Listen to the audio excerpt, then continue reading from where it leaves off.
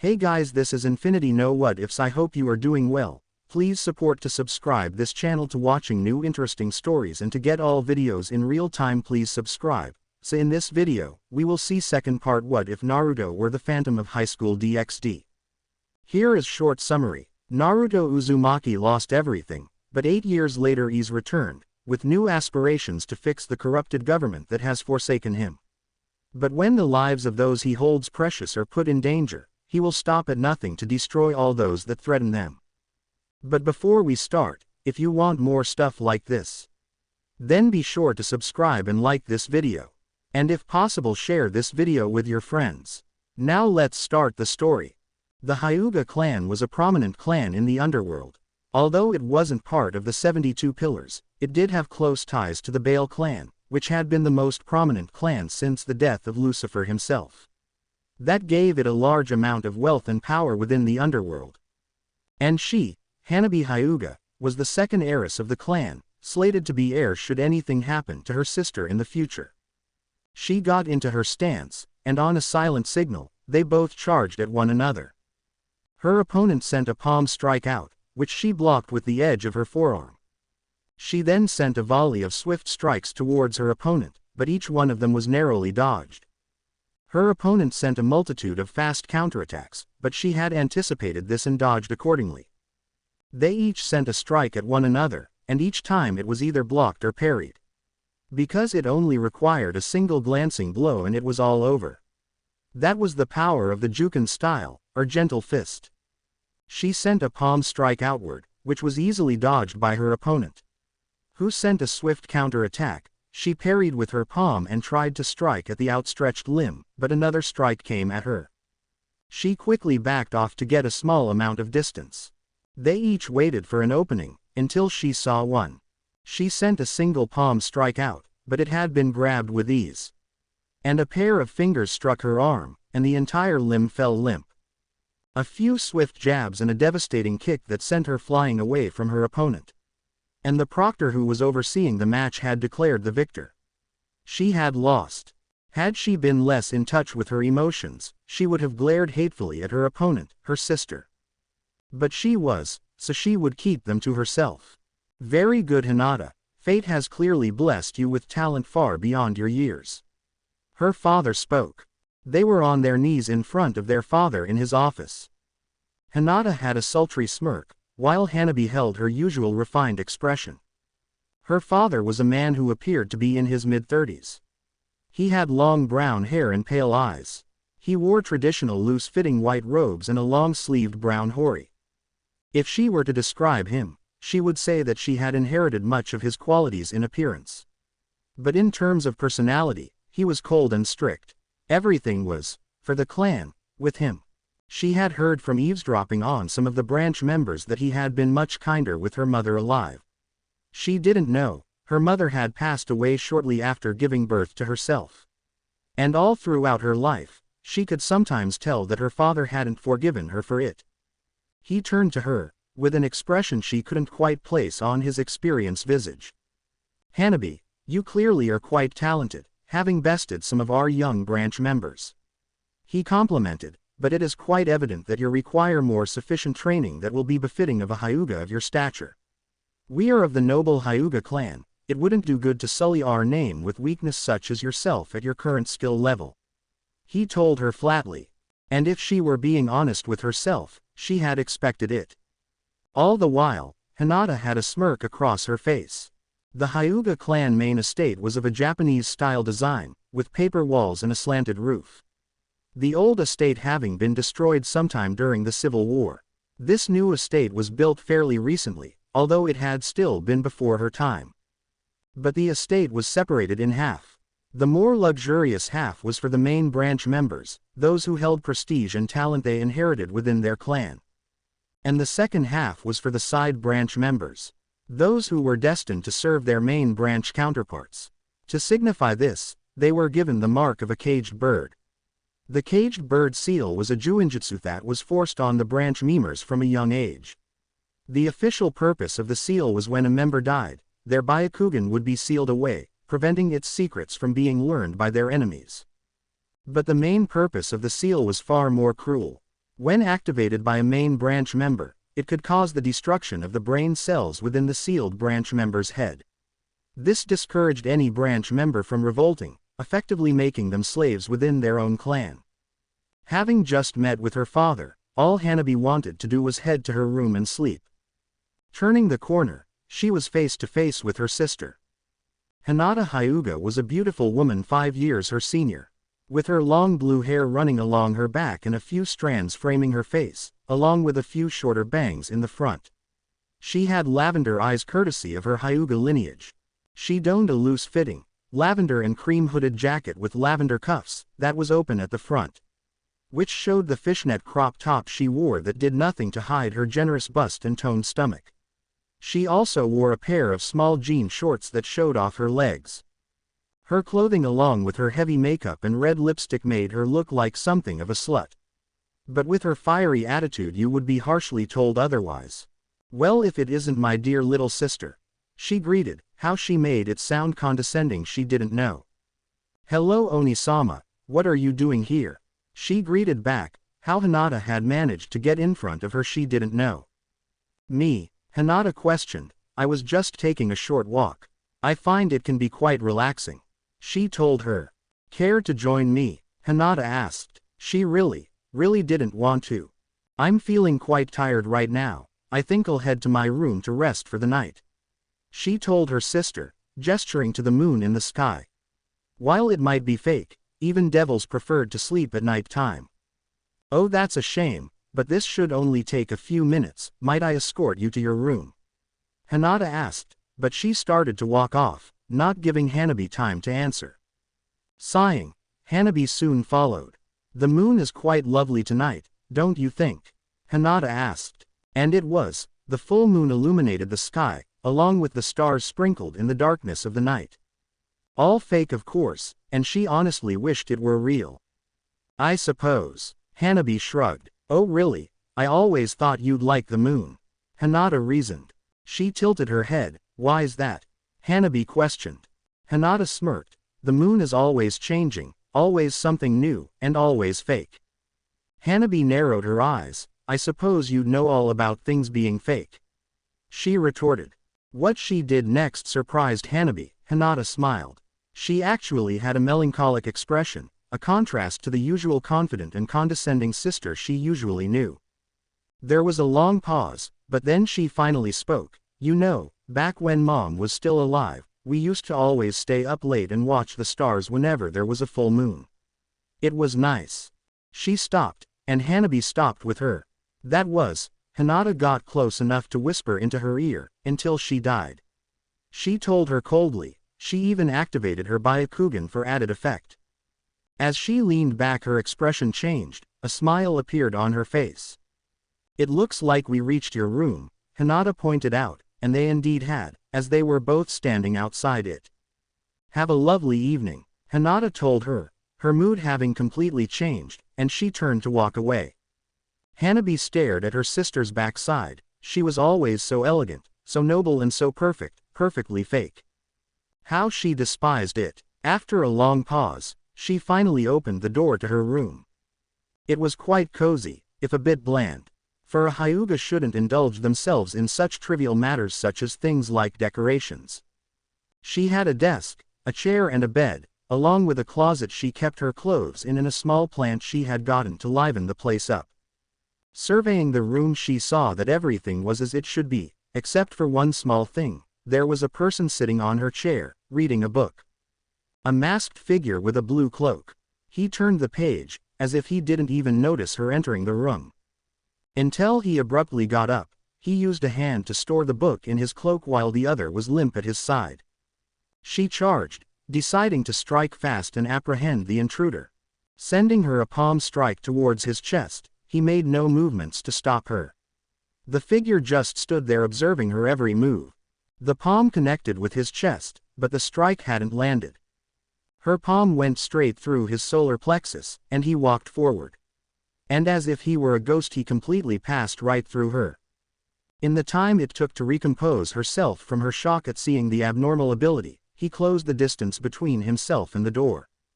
He placed his palm on the only exit, and elaborate runic symbols appeared on the walls, and for an instant they glowed a royal purple. "There, now we can speak privately." The figure spoke, his mask muffling his voice. "Who are you?" Hanabi demanded. She was in a combat stance, ready to strike him when he gave her an opening.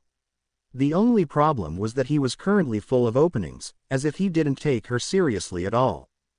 The figure chuckled, "All in good time, little Hanabi." But then he shook his head. "No, that doesn't sound right," he surprised. Then he snapped his finger, as if to symbolize his realization. "Little firecracker. Don't call me that," she hissed. "I don't like it." He held his head low, as if he were actually sad. "But I like it, it makes you sound cute." Had this been any other situation she might have blushed. Nobody had called her cute so blatantly before. But there was an unknown intruder in her room, and as such, it wasn't exactly the right time. "What is it you want?" Hanabi demanded. The figure pondered the question, until finally he spoke. "What I want is you. You want to kidnap me," she reasoned. It made sense. She was the daughter of a powerful clan that had an immense amount of wealth. He seemed to have a powerful ability to sneak into practically anywhere he had so desired. So if he wanted to make a large amount of money quickly, he could use her as a hostage to extort her clan. The figure approached her. She tried to strike, adding more magic into her palms, but like the last time, it just phased right through him. And when he finally neared her, he walked completely past her. And he just sat on the chair he had previously been sitting on. Instead of pulling back out his book, his attention was entirely on her. He leaned forward in his sitting position. "Kidnap you?" The figure repeated. He almost sounded appalled that she would suggest such a thing. "I assure you." He pulled out a chess piece from his pocket. "You will join me of your own volition." He held out a knight piece. So that's what he wanted. Was this some sort of stunt to get another noble to join their peerage, or maybe even his personal harem of some kind? Even at the young age of 14 that she was, she had many future suitors. If Hinata became head of the clan, she would likely be married off to create ties, for the good of the clan. Which honestly wasn't something she particularly liked to think about. "And what makes you think that?" she asked, assessing her options, looking around for any other means to escape. "Because I have a deal you just can't refuse," the figure stated flatly. She narrowed her eyes. "And if I do?" she asked. "If you refuse," he crushed the piece within his palm, and like a magician would perform a magic trick, the piece was gone when he reopened it. "I'll disappear, and we'll never see each other again. I have no use for disloyal pieces," the masked man told her. "I desire pieces with great potential and talent. Something I'm sure you possess," he stated. The figure stood up from his sitting position. "But like I said, I think you'll take me up on my offer," the masked man stated. "And what makes you so sure?" she asked, still in a fighting stance. "Because I know you," was his short reply. "You know nothing," she all but hissed out. The figure cocked his head, as if he were just stating a well-known fact. Hanabi Hyuga, daughter to Hiyashi Hyuga, and the second heir to the Hyuga clan. "Of course this is all basic information," he told her, and it was. But he went on with his explanation. "Your sister is Hinata Hyuga, a rather volatile woman with a bad temper. While your father is a cold and stern man, even to his own family. This however wasn't always the case. Their personalities seemed to have taken a massive shift after the death of one Akiko Hyuga, Hiyashi's wife and Hinata's mother, who had died in the birth of one." He was interrupted. "What does this have to do with anything?" she hissed. "I was getting to that firecracker." He sighed. "As I was saying," the figure confined. "With the death of your mother, your own father began to distance himself from you both, the reason of his death. This left you at the mercy of the elders within your very clan. They instilled in you their harsh values and ideals, but after some time you began to see things differently. You began to see the divide between the main branch and side branch. Naturally you kept this to yourself, and pushed it to the side and bottled up your thoughts." He began to walk towards her, slow with each step he took. "But the more you pushed them away, the more they'd emerged. You saw the clan for what it was, and what it was doing. And, finally he reached her. He leant forward to whisper in her ear, just as her sister had done earlier in the night. You hate your clan for it. He finished, leaning back to see her expression. If he hadn't have his mask on right now she would be able to see his smirk. She nearly collapsed at his words, as if it were a strike to her face, but she stood on wobbly legs. How? She muttered in shock.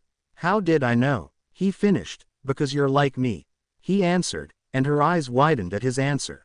It was then his aura became a lot more serious, as if he were a different person entirely. He reached into his cloak, and pulled out what looked to be a manila folder. He reached out to hand it to her, a gift. She just stood there, coming to terms with what he had said. Until finally, she reached out for it. Grasping it tightly, she slowly opened it up. And the more she read the more she was appalled. Is this real? She muttered in disbelief. He sat back down on the chair and sighed. Trust me, Firecracker, I promise you it is. And you'll find I always keep my promises. She just stared at the folder, not taking her eyes off it. It felt like hours, and her mind was coming to terms with what she had just read. Until finally. If I join you, I'd like to know who you are. Hanabi stated her one request. He hummed in thought, pondering her question, until finally he spoke. Very well, he agreed. He reached up towards his mask, and he gently removed it from his face. His black hair began to change into a golden blonde, while his pale skin turned to a peach tan. She recognized him. She gasped. Naruto Uzumaki. He finished. This was the boy who had mysteriously died along with the rest of his clan. If you aged him by 6 years you would see the similarities. This was surely the son of the Yellow Flash. He looked almost like a carbon copy of the famous devil. He reached out his hand, silently asking her to take it. And so, I ask you, do you desire a change to this system? The system that is only fair for those who have power. This system has long since been corrupted by the plagues of that in the high class.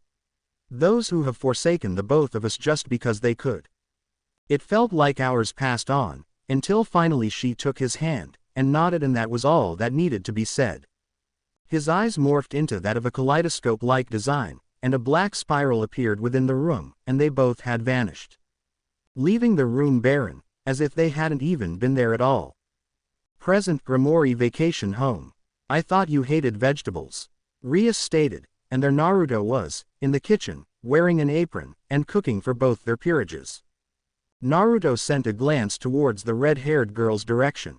The person who had been avoiding him for the past couple of days, ever since his chat with her 2 pieces. Granted, she had been busy with training and forming strategies to win their raiding game. Haku said she had been pushing herself harder in her training, which was good. But still, he could tell she had been avoiding him. It hurt, but he knew he needed to say what he did. Both Kaneko and Akeno had hidden potential that wouldn't be realized unless they faced their inner demons. They needed a push, and that's what he gave them. He just hoped the push would be enough. He nodded, chopping an onion on a cutting board. Well, eventually, I learned that if you cook them well enough, them actually taste good. Throwing the subsequent items into a pan. Rias raised an eyebrow. I didn't know you cooked. And if I didn't, who would? It certainly wouldn't be your pawn. Naruto snorted, referencing the fact they had let Issei skin the vegetables a few days ago. He had skinned way too many and they had been left to eat mashed potatoes the whole dinner. He shrugged. Besides, I've had to survive on my own for 8 years, you kinda have to learn at some point. He started to chop up some peppers. The mood in the room took on an awkward tone. Right, Rias, kind of forgot about that for a moment. Although he was alive and well, she guessed his parents hadn't been so lucky. Truthfully, she wanted to know why, but she had a feeling he wouldn't tell her. I just kind of expected you would be making instant ramen or something. Rias half joked, trying to lighten the mood from its darker tone. Naruto smiled. I thought about it. Haku and Hanabi kind of forced me to make something normal for them. Rias smiled back. It seemed her friend hadn't changed that about him. It had been his old favorite food from what she remembered. And your peerage members don't cook because, she trailed off. Naruto laughed a bit. Haku is more into making medicines. Hanabi is trying to get into cooking, but right now it isn't the best, although you didn't hear that from me. And Suigetsu is more into cooking seafood, and we're in a mountain. He explained. There was an awkward silence. You know, she gestured to the way he was chopping, it would be faster if you used magic. She reasoned. Naruto nodded. I know, but one of my masters always taught me to not rely on my magic so much, especially when it comes to things you can do on your own. He repeated what Hiruzen had told him. He shrugged. It helps with peace of mind and stuff, gets you to feel accomplished about something you made on your own. Rias had to agree. While she wasn't the best cook, she often enjoyed making Japanese-style dishes.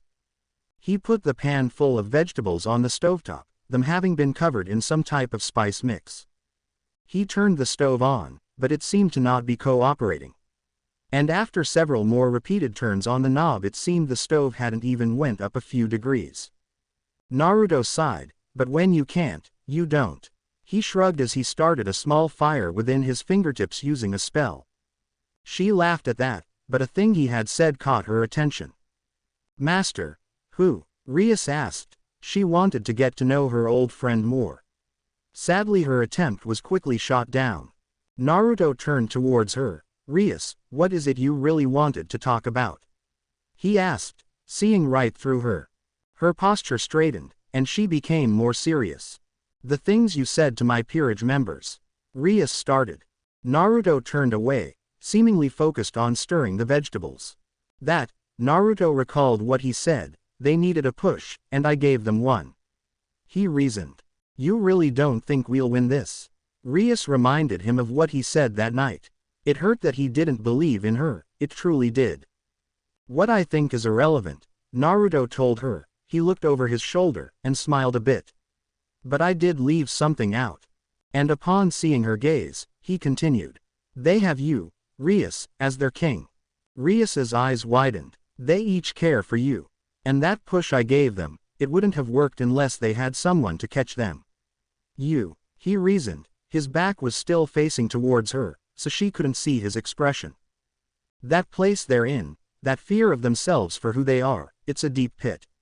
And you can't get out of it unless you have someone there to help you. He spoke as if he knew what they were going through. He shrugged. I was just there to push them. If they end up hating me, then so be it. Your queen seems to already. Right, from the very start Akeno hadn't been that fond of Naruto, and with what he had told her that night, her opinion had gotten even worse. I apologize for Akeno's behavior. She bowed sincerely. Naruto just fished into the cabinets grabbing something inside. Meh, it'll take more than a few empty insults to affect me. He shrugged. Besides, after tomorrow, it won't matter. That was right, tomorrow was the rating game, and with the deal she made, this would be her last night seeing her old friend. He plated the food in the time it took for her to think on it. It's time to head out there, he stated, as he began to bring out the many plates full of food to the dining room. As he left, Rias had a noticeable frown on her face. The next day, I can't believe they're doing this now of all times, Issei shouted. They were all waiting for Graphia to show up, to take them to their rating game. Originally they were going to meet at the ORC building, but Rias had actually requested she meet them here of all places. While many of them looked calm, Naruto could tell that they were all nervous. Rias was trying to keep a calm facade for her peerage, but her hand was shaking ever so slightly. Kaneko had adjusted her leather gloves multiple times, while Issei was visibly sweating. Even Kiba, who kept attempting to do last-minute maintenance on his swords. But the worst was probably Akeno, who physically looked calm, keeping her regal posture while standing next to her king. But inside Akeno was a mess. Her thoughts of what Naruto had said that night had been echoing in her head. Did she hate herself more than she loved Rias? Akeno didn't know, and she didn't want to find out. And there was Naruto's peerage, who were just playing Uno. Draw 2, Naruto stated, as he put his card on the pile. Body you, Suigetsu shouted, him having the most cards out of them all. It's natural to feel nervous, Haku reassured. Red, she called out as she changed the color of the stack. This is your first real battle, and the consequences of you losing are tremendous. Haku told them. That doesn't make me feel better. Issei whined. Then trust in your king, I'm sure she knows what she's doing. Naruto tried to reassure. Issei's mood somewhat brightened at that thought. Yeah, you're right. I'm sure she has some super sweet plan to kick Yakitori's ass. He shouted, trying to reassure himself. Of course, no plan survives first contact with the enemy. Hanabi pointed out, as she placed down her card, a red reverse. She then frowned for an unknown reason. Her comment brought Issei's mood back down. It would do you good not to think about it, worrying won't help you at all. Haku suggested, as she placed down her card. Draw 4, she told Suigetsu. He threw up his cards as a response. Gah, I hate this. Always giving me more cards. And the Hyuga's looking at mine. He pulled out his giant sword and aimed it at Hanabi, who had just deactivated her Byakugan. I have no idea what you're talking about. She told him flatly. Why not join us for a game? Naruto suggested. It would do you well to help calm your nerves. He then placed down his final card, a +4. Apparently he had placed an illusion over his cards so they couldn't see how many he had. You didn't say Uno, Suigetsu shouted as he pointed his Kubikiribocho at the Uzumaki. He just raised an eyebrow, seemingly unbothered by the large sword. You didn't call me out on it. He retorted back. The one-sided argument was about to continue, but they interrupted. She's here, Rias called out, and a magic circle appeared within the room, and out stepped a familiar silver-haired woman. It's almost time, I hope you're ready for this, my lady. Graphia told them. Yes, we're ready whenever you are. Rias responded, and Graphia nodded. In a few moments use this magic circle to transport you and the rest of your team to the battlefield. Graphia instructed. And where exactly is the battlefield? Issei asked. In a neutral alternate space, created just for the game, because it's not real. We have full license to do some damage, even burn it to the ground if we want. Yufufu, she laughed, happy to get her mind off her previous thoughts. That doesn't sound scary at all, Issei thought sarcastically. Naruto stretched and stood up from his seat at the table. Graphia raised an eyebrow at the figure, but with the information Rias had given her she knew exactly who this person was. And that he was very dangerous. Well, it looks like our job here is done, Naruto told them, and his peerage stood up along with him. He summoned a magic circle and called out, but we'll be watching your match, so please try to do your best. Rias's breath hitched. Time seemed to slow down. Ocean blue met a gem-like turquoise. Like the sea and the sky. He looked at Rias for what should be the final time and smiled. Goodbye, Rias. And in an instant, they were gone, in a black inferno. But would likely be the last time Rias were to see her friend, ever again. Graphia looked at the flames, trying to decipher what exactly they were. And for a few moments, it seemed that she had been familiar with them in the past. But that look was gone an instant after it arrived, and she turned back towards her. There's something I forgot to tell you. I thought you'd like to know the great devil Lucifer will be watching the game. Rias looked off to the side. Oh, brother dearest. She had a bit of a dejected aura, which many in her peerage chalked up to her estranged relationship with her brother. Oh, that was right, they didn't know about the deal she and Naruto had made. It was sad really, some of their peerage members had gotten attached to one another. Suigetsu, Kiba and Issei apparently hit it off with each other. And Hanabi and Kaneko had apparently become fast friends. She had even taken a liking to Naruto's knight, Haku. Of course Akano would likely be thrilled if she heard the news that she wouldn't see Naruto again. But that was beside the point. Issei perked up. Whoa, are you telling me that your brother is the devil, or am I just hearing things wrong? Issei shouted in surprise.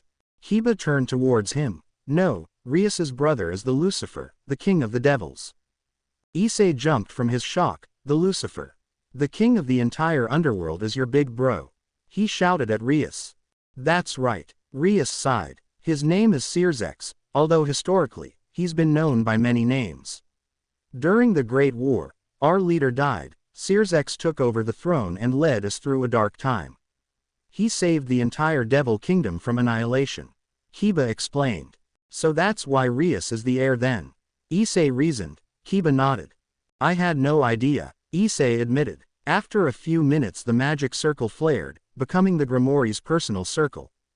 It's time everyone, Graphia announced. Rias stood up. Then let's go, she ordered. She needed to be strong now. She had a fight to win. They each stepped into the magic circle, and in a flash, they were gone. Konoha hideout. They were back at their hideout. They all were about to watch Rias's rating game. They figured they might as well, seeing as they spent as much time training them as they had. So they were in their living room, on their large couch. Naruto was sitting on a nearby chair, waiting patiently for the match to start. He hadn't said a word since they left. Hanabi was sitting with a bowl of popcorn in her lap, and much to her displeasure, Suigetsu was sitting next to her. Hey, pass the popcorn, Suigetsu called out, but much to his displeasure, Hanabi refused to do so. He quickly rushed to grab some out of bucket, but a harsh slap stopped his heist. Do you two seriously have snacks for a time like this? Haku deadpanned. The two looked between themselves, then back at Haku, and then back at themselves. They both shrugged. Sometimes I cannot believe you two. Haku sighed. Shish, it's about to start, Hanabi told them, as the shark-toothed boy abruptly stole some of her popcorn. She frowned, but definitely didn't pout. One such as herself absolutely did not pout. With Sona Citri was in the live broadcasting booth for the official rating game matches. Although this was an unofficial match, this was done so family members could watch. And as a friend to Rias Grimoire, Sona had decided to help out. She was with her queen, Tsubaki Shinra. Tsubaki is a young bespectacled woman with long straight black hair that extends all the way down to her knees, with split bangs and heterochromic eyes, with a violet left eye and a light brown right eye.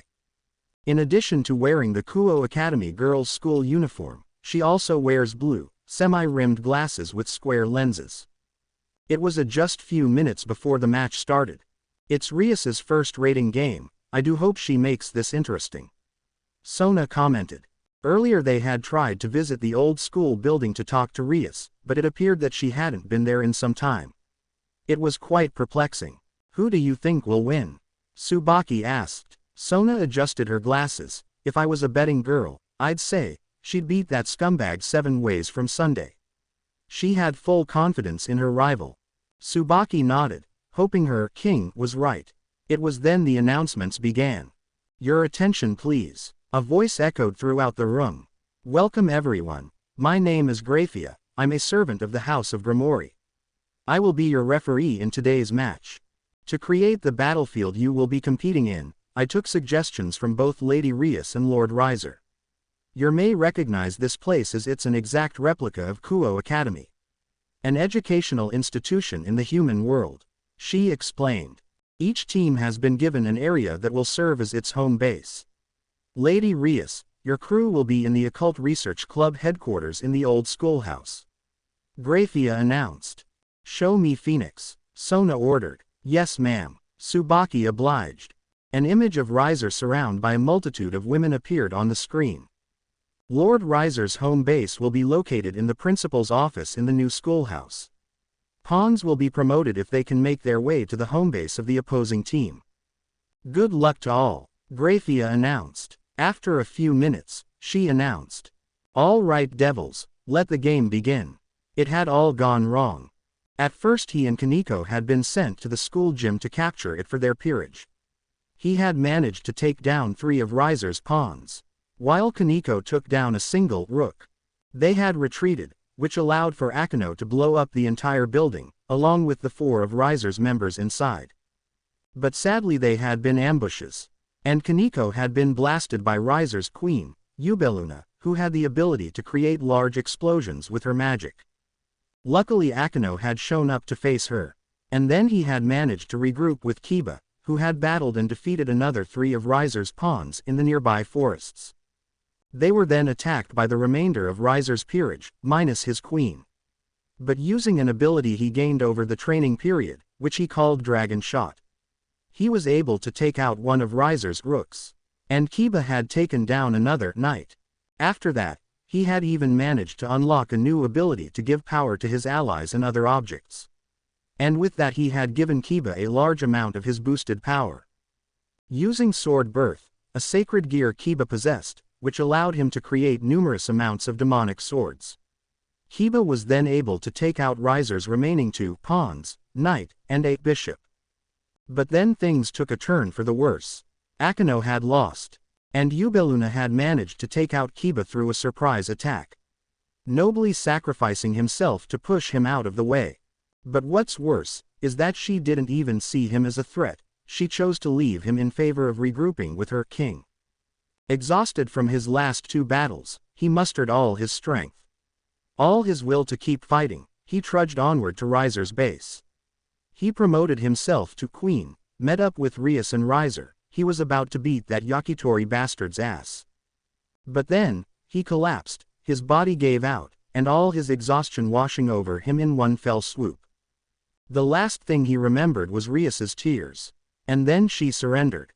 Konoha hideout. Hey, they body ED. Suigetsu surmised. Says the weakest here. Hanabi pointed out, and Suigetsu's head slumped. For a peerage that only had 5 members they did pretty well. They were able to take out a majority of Riser's peerage, and had it not been for their Phoenix tiers it is highly likely they could have won. Haku pointed out. I don't know. Naruto-sama, what do you think? Hanabi asked. Naruto, who seemed to be thinking about something, broke out of his trance. Oh, it's possible, but they would still have to deal with both Riser and his sister. But they would still have Issei, Kiba, Akeno and Rias. So I think it could have gone either way at that point. Naruto concluded. He stood up, stretching, he spoke. It's getting late, I think I'm going to head to bed. You all have a lovely evening. As he walked off, Haku and Hanabi frowned, they stared at where Naruto had been. Then they both shared a look, while Suigetsu stole more of Hanabi's popcorn. Lucifer Mansion. That was most unfortunate. Searsex sighed. I had hoped having the Red Dragon Emperor in Rias's peerage would allow her to triumph over Phoenix. Graphia nodded, as did I, although he did put on quite the show. Searsex had to agree. Indeed, being a devil for such a short time and still being able to take down 4 of Riser's pieces all on his own. Not to mention the new ability he had unlocked during the game. In the future he could very well become a powerful asset to Rias's peerage. He stated. What do you plan to do? Graphia asked. Me, I plan to do nothing. He answered. I want you to send an order to Rias's peerage to stand down during the ceremony. I want there to be no interruptions from them during the engagement party. It was then that Searsex reached into his desk, and what he pulled out slightly surprised Graphia. It was a card, but not just any card, it was Naruto Uzumaki's summoning card. Realization dawned across Graphia's delicate features. She bowed. I will at once, Lucifer-sama. As she left she heard her king mutter to himself. I do believe it's time for the Uzumaki clan to rise again. With Naruto. Naruto was alone in his room, laying down on his bed. But he wasn't asleep, his eyes were open, and he was just contemplating his thoughts. An eerie red glow began to emanate from his wristband. He smiled to himself. It's about time, he muttered. Uzumaki emergence. They were all discussing Naruto's plan to help Rias. Absolutely not, Hanabi shouted. I don't know, it could work. I mean, we were already planning to come out in the open eventually. Plus there is a large amount of high-class devils already at the ball, so word would get out pretty quickly. Plus we would be able to use the publicity of a love story to our advantage, people love to eat that shit up. Suigetsu reasoned. They all stared at him in shock. That was, Haku blinked. Surprisingly smart, and so unlike you. Hanabi finished, narrowing her eyes in disbelief. Suigetsu grit his teeth. Hey, I can be smart, I just hate all this political crap and would rather cut things instead. Naruto sighed at their behavior. Suigetsu's right. Suigetsu looked smug at that comment. We were planning to show ourselves eventually, and besides, I have a feeling the red clouds are going to show themselves soon enough. An aura of silence engulfed the room. Those who didn't know of the red clouds personally had at least heard about them within the peerage. Naruto ran a hand through his blonde locks. Look, I won't do this unless a majority of you agree. And right now you three are the only ones here. So you guys are going to have to represent the rest of my peerage. Are you with me on this? He asked. I vote yes, it's been getting too boring around here, at least then we'll get to see some action. Suigetsu grinned at the thought of fighting more often. I vote no, Hanabi stated, but she didn't give her reasoning. The three left in the room all stared at the final person. Haku bit her lip, seriously considering each option, the three's stares not helping her decision. Until finally, she spoke, This is supposed to be an engagement party, but this looks more like a wedding dress. Rias sighed as she looked into the mirror.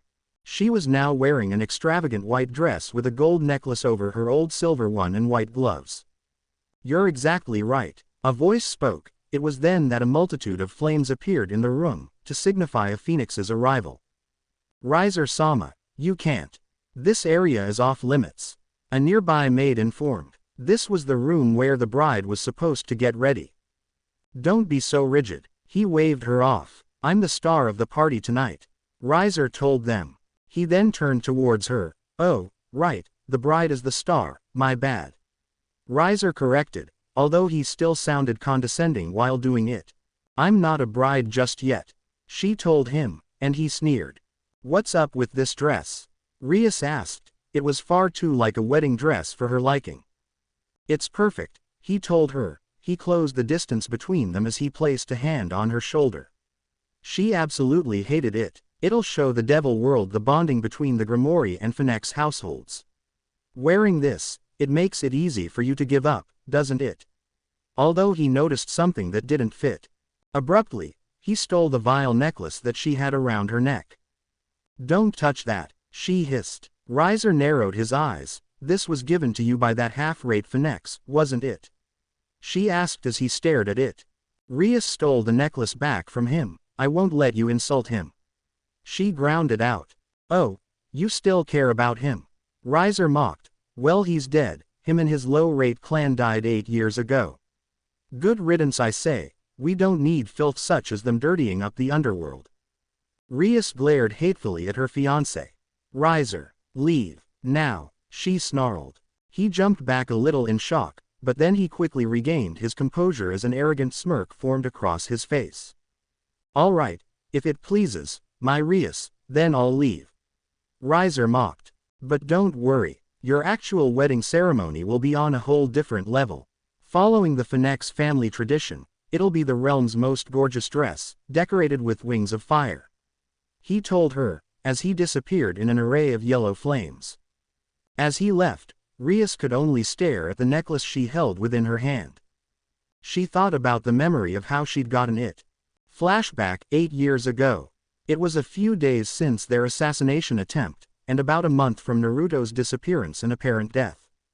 He hadn't visited Rias since the incident occurred. Instead he chose to do some more research on what his parents had informed him of. He knocked on Rias's bedroom door, no answer. He knocked again, still no answer. And he knocked a third time, and again there was no response. I'm not going to leave until you come out. Naruto sighed, as he sat down with his back against the door. It was faint, but he heard a multitude of small footsteps. And slowly, the door opened slightly. Naruto, he heard a faint voice ask. He looked up from his sitting position and smiled. Rias Ak. He was quickly pulled into the dark room, and just like before, it was filled with a vast quantity of anime memorabilia. He was quickly in Rias's embrace and he felt a wetness well up in his shirt. Naruto she cried into his chest. The thought of almost losing her best friend being too much for her. He just pulled her closer, uncaring of the tears soaking his clothing, slowly caressing her back to soothe her even more. Rias, I'm here. Naruto, you almost died, I almost lost you, and then, she cried, then you looked so scary, like the last time. Rias could speak, the words came to her mind. They just sat there for what felt like hours, until Rias tearfully looked up towards her best friend. He smiled at her. Naruto brought his hand up, resting it on her cheek. Rias, I'm here, he gently wiped the tears away with his thumb. There's no need to cry, tears don't suit you, he told her. She smiled, happy to be with her friend. I'm sorry for not being there for you. He felt horrible for leaving her on her own during such a traumatic event. She reached up and grabbed onto his hand with her own and gently squeezed it. It's fine, you're here now, Rias assured. They sat there, content in each other's company. Rias, he called out, drawing her attention. I have something for you, he told her. Rias raised an eyebrow, wondering what he wasn't talking about. He reached into her pocket and pulled out a silver necklace. It had a silver chain, with a blue-tinted vial as the centerpiece, and it was surrounded by a few sapphires. She took it in her hand, admiring it. What's inside? Rias asked. My tears, he responded, and upon seeing her gaze he blushed in embarrassment. That's right, it wasn't normal to give someone else their tears. Well, since I'm a phoenix, my tears possess a healing quality to them. He explained, scratching his cheek a little. I guess it's my way of saying that if you're ever in need, I'll be there to protect you. He told her. And at that her eyes lit up. Promise? She asked. Naruto smiled, and nodded. Promise, and I always keep my promises. It was then that Rias had tackled him, and he lost his balance, which caused them both to fall over. She leant forward and abruptly kissed his cheek. It was fast, but he could still feel the warmth of her lips on his cheek. He looked down to see Rias's blushing face buried in his chest. She wouldn't meet his gaze. He smiled. He wouldn't miss this for the world. Rias smiled at the memory, still held the necklace on her neck to this day. Perhaps, in another life, if Naruto's clan had not died, it would be him that she would be marrying. She shook her head and laughed a little. That was just a silly thought. Phoenix Banquet Hall. The banquet hall for the engagement part was filled with high-class devils from prestigious families there to show their support. This marriage was a way for pure-blood devils to show that they were still strong to their half-blood counterparts. And as such, the large room was filled with chatter. My brother won a bride through a rating game. Revel Phoenix giggled. Revel is a beautiful young girl with dark blue eyes. She has long blonde hair tied into twintails with large, drill-like curls and blue ribbons keeping them in place. The front of her hair has several bangs hanging over her forehead, with a V-shaped fringe hanging over the bridge of her nose. Her outfit consisted of a light purple dress with dark purple accents and a blue bow at the front. At the back, 3 feather-like extensions mimicking a bird's tail protrude from the dress, which, when combined with her wings of fire, give her a bird-like appearance. It was obvious from the start who was going to win, but it was a good show nonetheless. She bragged. Look at her bragging. Kiba grounded out. He was wearing a nice tuxedo, with a majority of his hair slicked back, with a few bangs in the front. She must have forgotten it was broadcast. Akano stated. She was wearing an elegant black kimono, with a flower-like bow on her head along with her normal ponytail she usually had on. It was then that a figure approached. President Sona, Kiba greeted. The result aside, the match was quite impressive, Sona complimented, or rather, clearly above anyone's expectations. Thank you for the compliment, but no need to be so considerate. Akano smiled, a fake one at that. I can't believe it's all over. Issei wailed. Rias's freshnessity is supposed to be mine. He cried. He was wearing a black tuxedo, similar to Kiba's, only his was fitted to fit his frame instead. Kaneko frowned. Shortly after the rating game, Graphia had told them that Lucifer had ordered for there to be no interruptions from them, under penalty of death. They each wanted to ignore the order, but they all knew Rias would be devastated with their deaths. It was then that a yellow flame appeared in the room, showing Riser's entrance. He wore a white tuxedo, with several of the buttons unbuttoned to show his chiseled chest beneath. Akano's fist tightened, as she remembered a particular moment in the rating game. Flashback. During the rating game, she blasted Riser's queen with a large amount of electricity, sending her into the pavement. She got up, wiping a bit of blood off of her face. Priestess of Thunder, you're indeed formidable. Yubeluna ground out. Yubeluna is a voluptuous woman with long, wavy purple hair that falls all the way down her back and matching eyes. At the front, the right side of her hair falls over her body and covers her right eye, while the left side falls near the top of her skirt. Her attire is a dress consisting of a navy blue tunic top with gold accents and a pale blue skirt with open sides, black shoes and over-matching thigh-high stockings with garter belts. The top reveals much of her cleavage, and is held with a gold choker with blue and red jewels. Over this, she wears a white overcoat with black and gold accents and matching pauldrons. For accessories, she wears a black headband with a red-orange jewel over her forehead to keep her long hair in place, and wields a staff-like scepter in battle. For cosmetics, she wears purple lipstick and nail polish that matched her eyes and hair.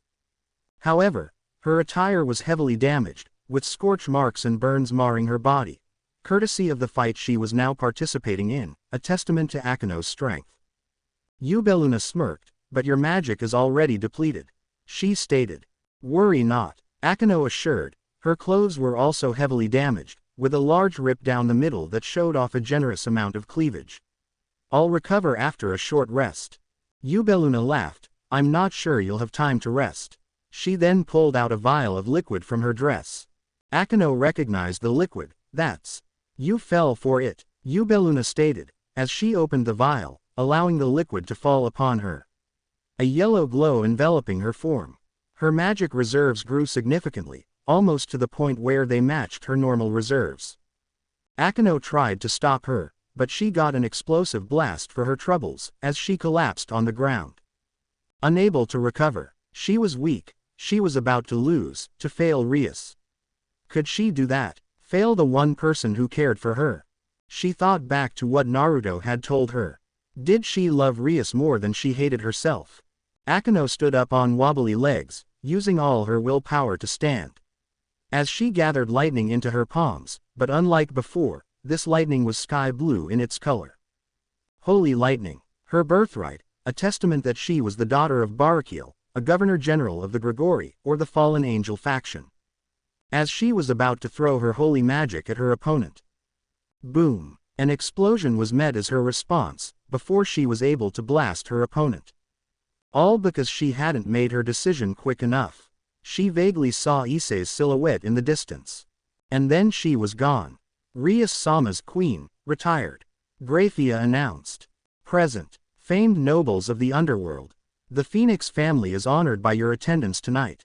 We invited you all to share the historic moment in which I, Riser Phoenix, and the heiress apparent of the Grimoire family, Rias Grimoire, formally announce our intent to marry each other. Riser announced. Issei grit his teeth. It was obvious that this bastard only wanted to use Rias for her body. He was about to object, but a hand made its way onto his shoulder. It was Akino's, as she shook her head, discouraging any actions he was about to make. Akino looked so defeated. Riser brought his hand out in a grandiose fashion and called out. Without further ado, let me introduce.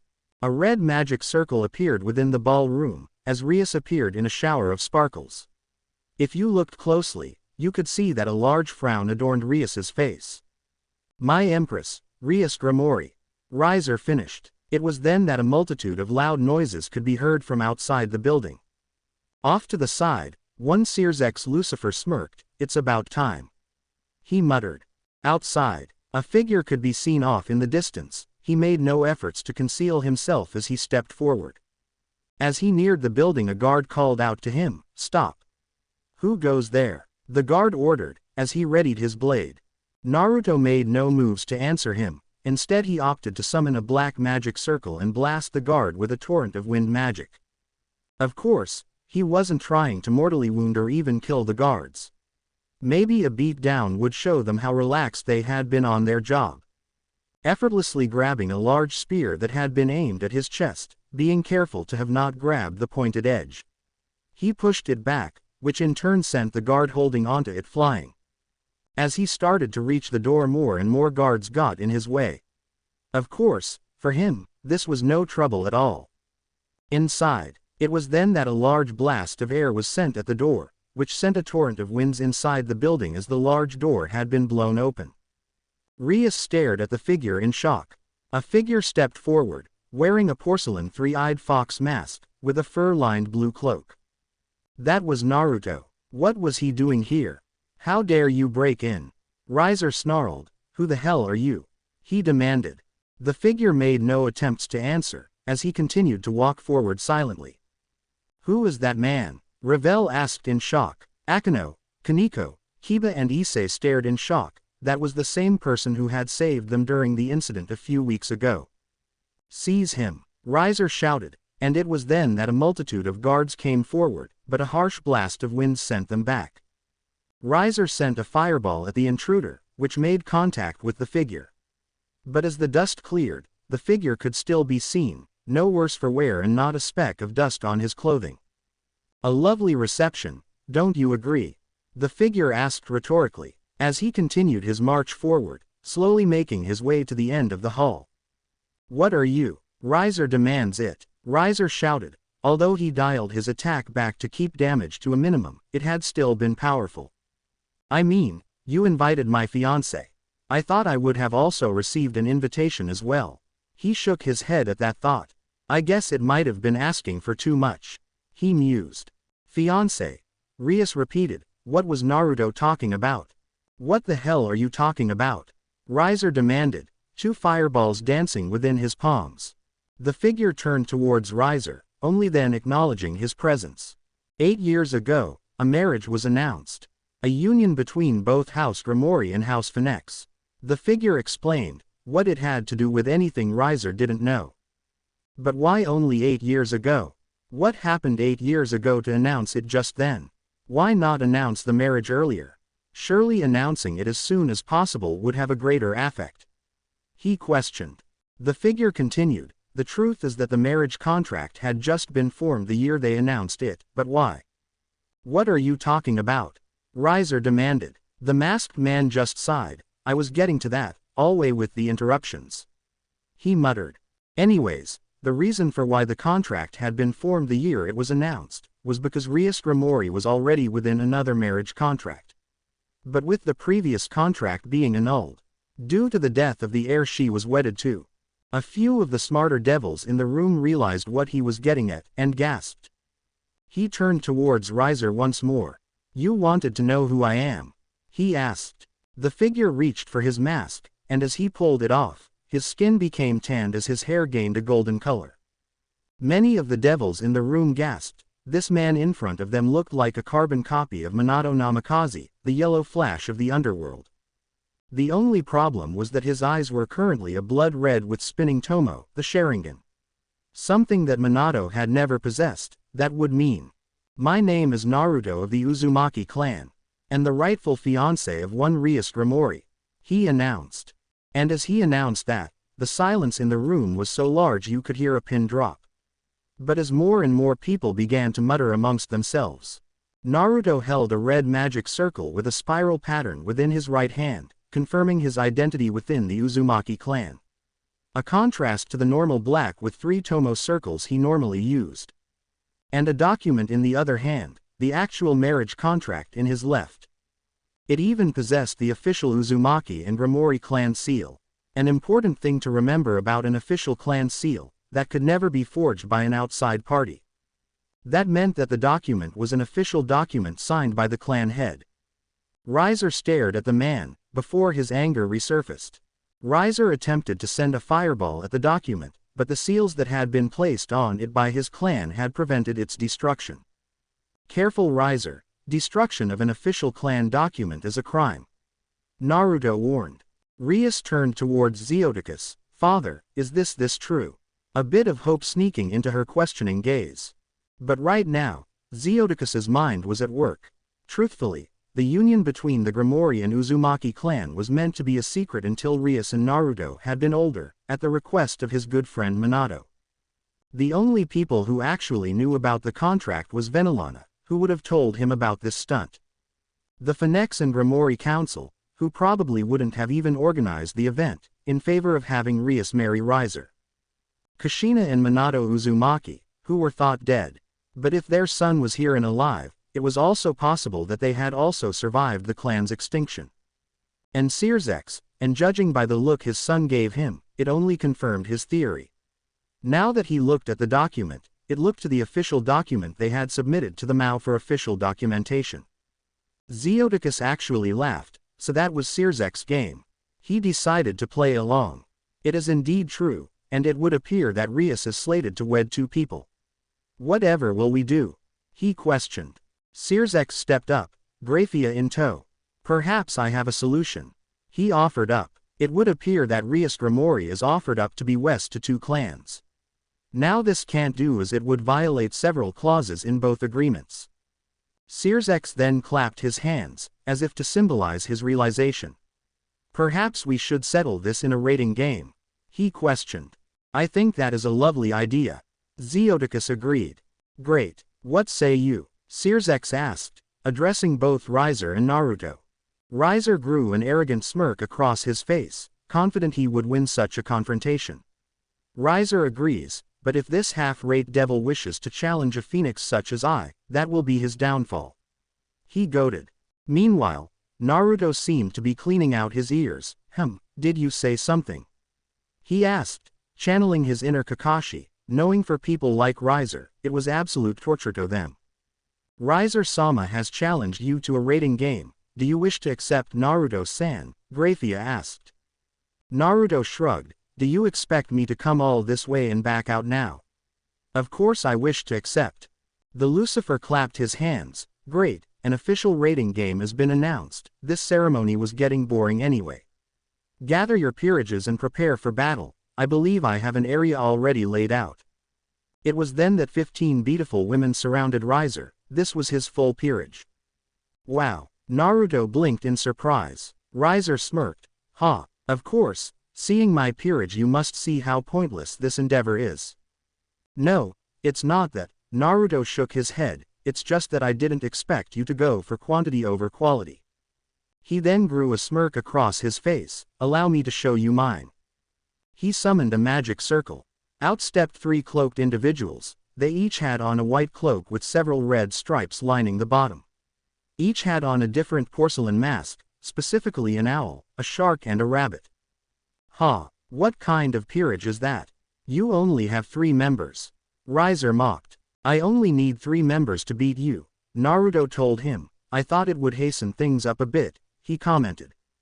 Now that both peerages are here, why don't we get started? Sirzex announced. The rating game viewing booth. The match was about to begin in a few minutes. Sirzex had been kind enough to help broadcast the event far and wide. Which made sense. The Uzumaki clan had been thought long dead. To find that there was a living member was a huge boon to the underworld. Did that mean that Sirzex were in on this? And did Rias care? Truthfully, she was glad to see Naruto again, but she couldn't help but wonder if he could do what she could not. Akeno was going through a similar line of thoughts, only they had a different ending. Had the Lucifer been in on this? But he had ordered them not to interfere, or perhaps he had just meant Rias's peerage. Did that mean that he didn't believe they could defeat Riser? I mean, they hadn't before, so how could they now? Whatever the case, she just hoped that Naruto could succeed. For Rias, Issei didn't know what to feel, but seeing that man, the man who reminded him so much of that night, he couldn't stop his hand from trembling.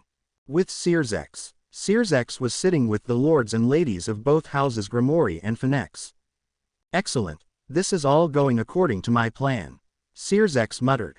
Plan. Zeodicus repeated. Truthfully, I'm the one who organized this event from the very start. Sirzex admitted. I hope that is all right with the both of you. Truthfully, I am content with both outcomes, Lord Phoenix admitted, and upon seeing their gazes he continued. If Riser wins, he will still be slated to marry into the Grimori clan. But Riser has recently become arrogant and reliant on his devil abilities, and losing a battle could potentially improve his behavior. He explained. And they all nodded. It was the Grimori's turn to respond, but Zeodicus just laughed. I've honestly had my suspicions that this was your doing. But this was indeed a surprise. Who would have thought that Naruto Uzumaki was alive? He mused. If I'm being honest, I've only known for a short time. Sirzex admitted. Then how did you find out? Zeodicus inquired. It was actually Rias who had found out about his apparent ruse. The Lucifer informed. And what has he been doing for the past 8 years? Venelana inquired.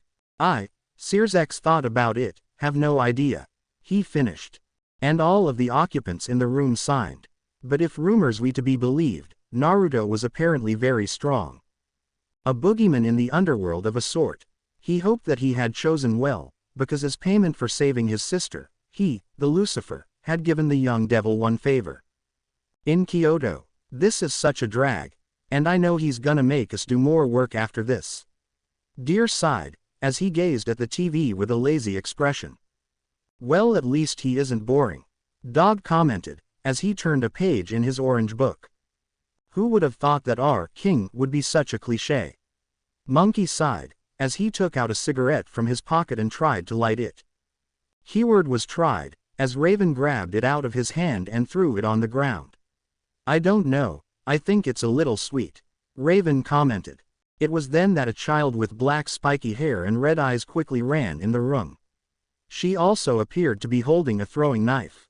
Mirai, slow down, you're gonna hurt yourself, Raven told her child. Deer once again sighed, marriage is such a drag. Dog Eye smiled, who knows, one of these days you might have one of your own. Deer gazed at the two parents as they tried to pry the kunai out of the child's hands. Troublesome. Who would have thought the Gaki would have had it in him? He just nailed a hot redhead. Jiraiya laughed. Oh, be nice. Yasaka sighed as she shook her head. Jiraiya stuck his hands out in a dramatic fashion. I mean, he has all those beautiful women at his beck and call and he doesn't do anything with them. He hasn't even bedded one of them. Oh, life is so cruel. Jiraiya cried fake anime tears. All the while Yasaka had a disapproving gaze. She just wished she hadn't given the bodyguards she hired the night. Well, if this isn't interesting, NYA, Kuroka stated. In a forest, in a shack in the wilderness, a woman with short brown hair and black eyes could be seen. As she stared at the screen she had only had one thought. Well, isn't that nice? She gushed. Now if only someone would do that for me. She sighed. In a desert, an auburn-haired teen trudged on through the vast sands. On his back, he seemed to be carrying a large gourd on his back. It was then he got a message on his mobile device. How it worked in the middle of the desert he didn't bother to find out. Opening it up, he stared at the screen. So, it's begun, he commented in a raspy voice. Whether his voice was raspy from the desert sand or if it was his normal voice was yet to be seen. In heaven, so that's the Indra of this current generation that you keep telling me about. Michael commented. Oh, Naruto-kun's on.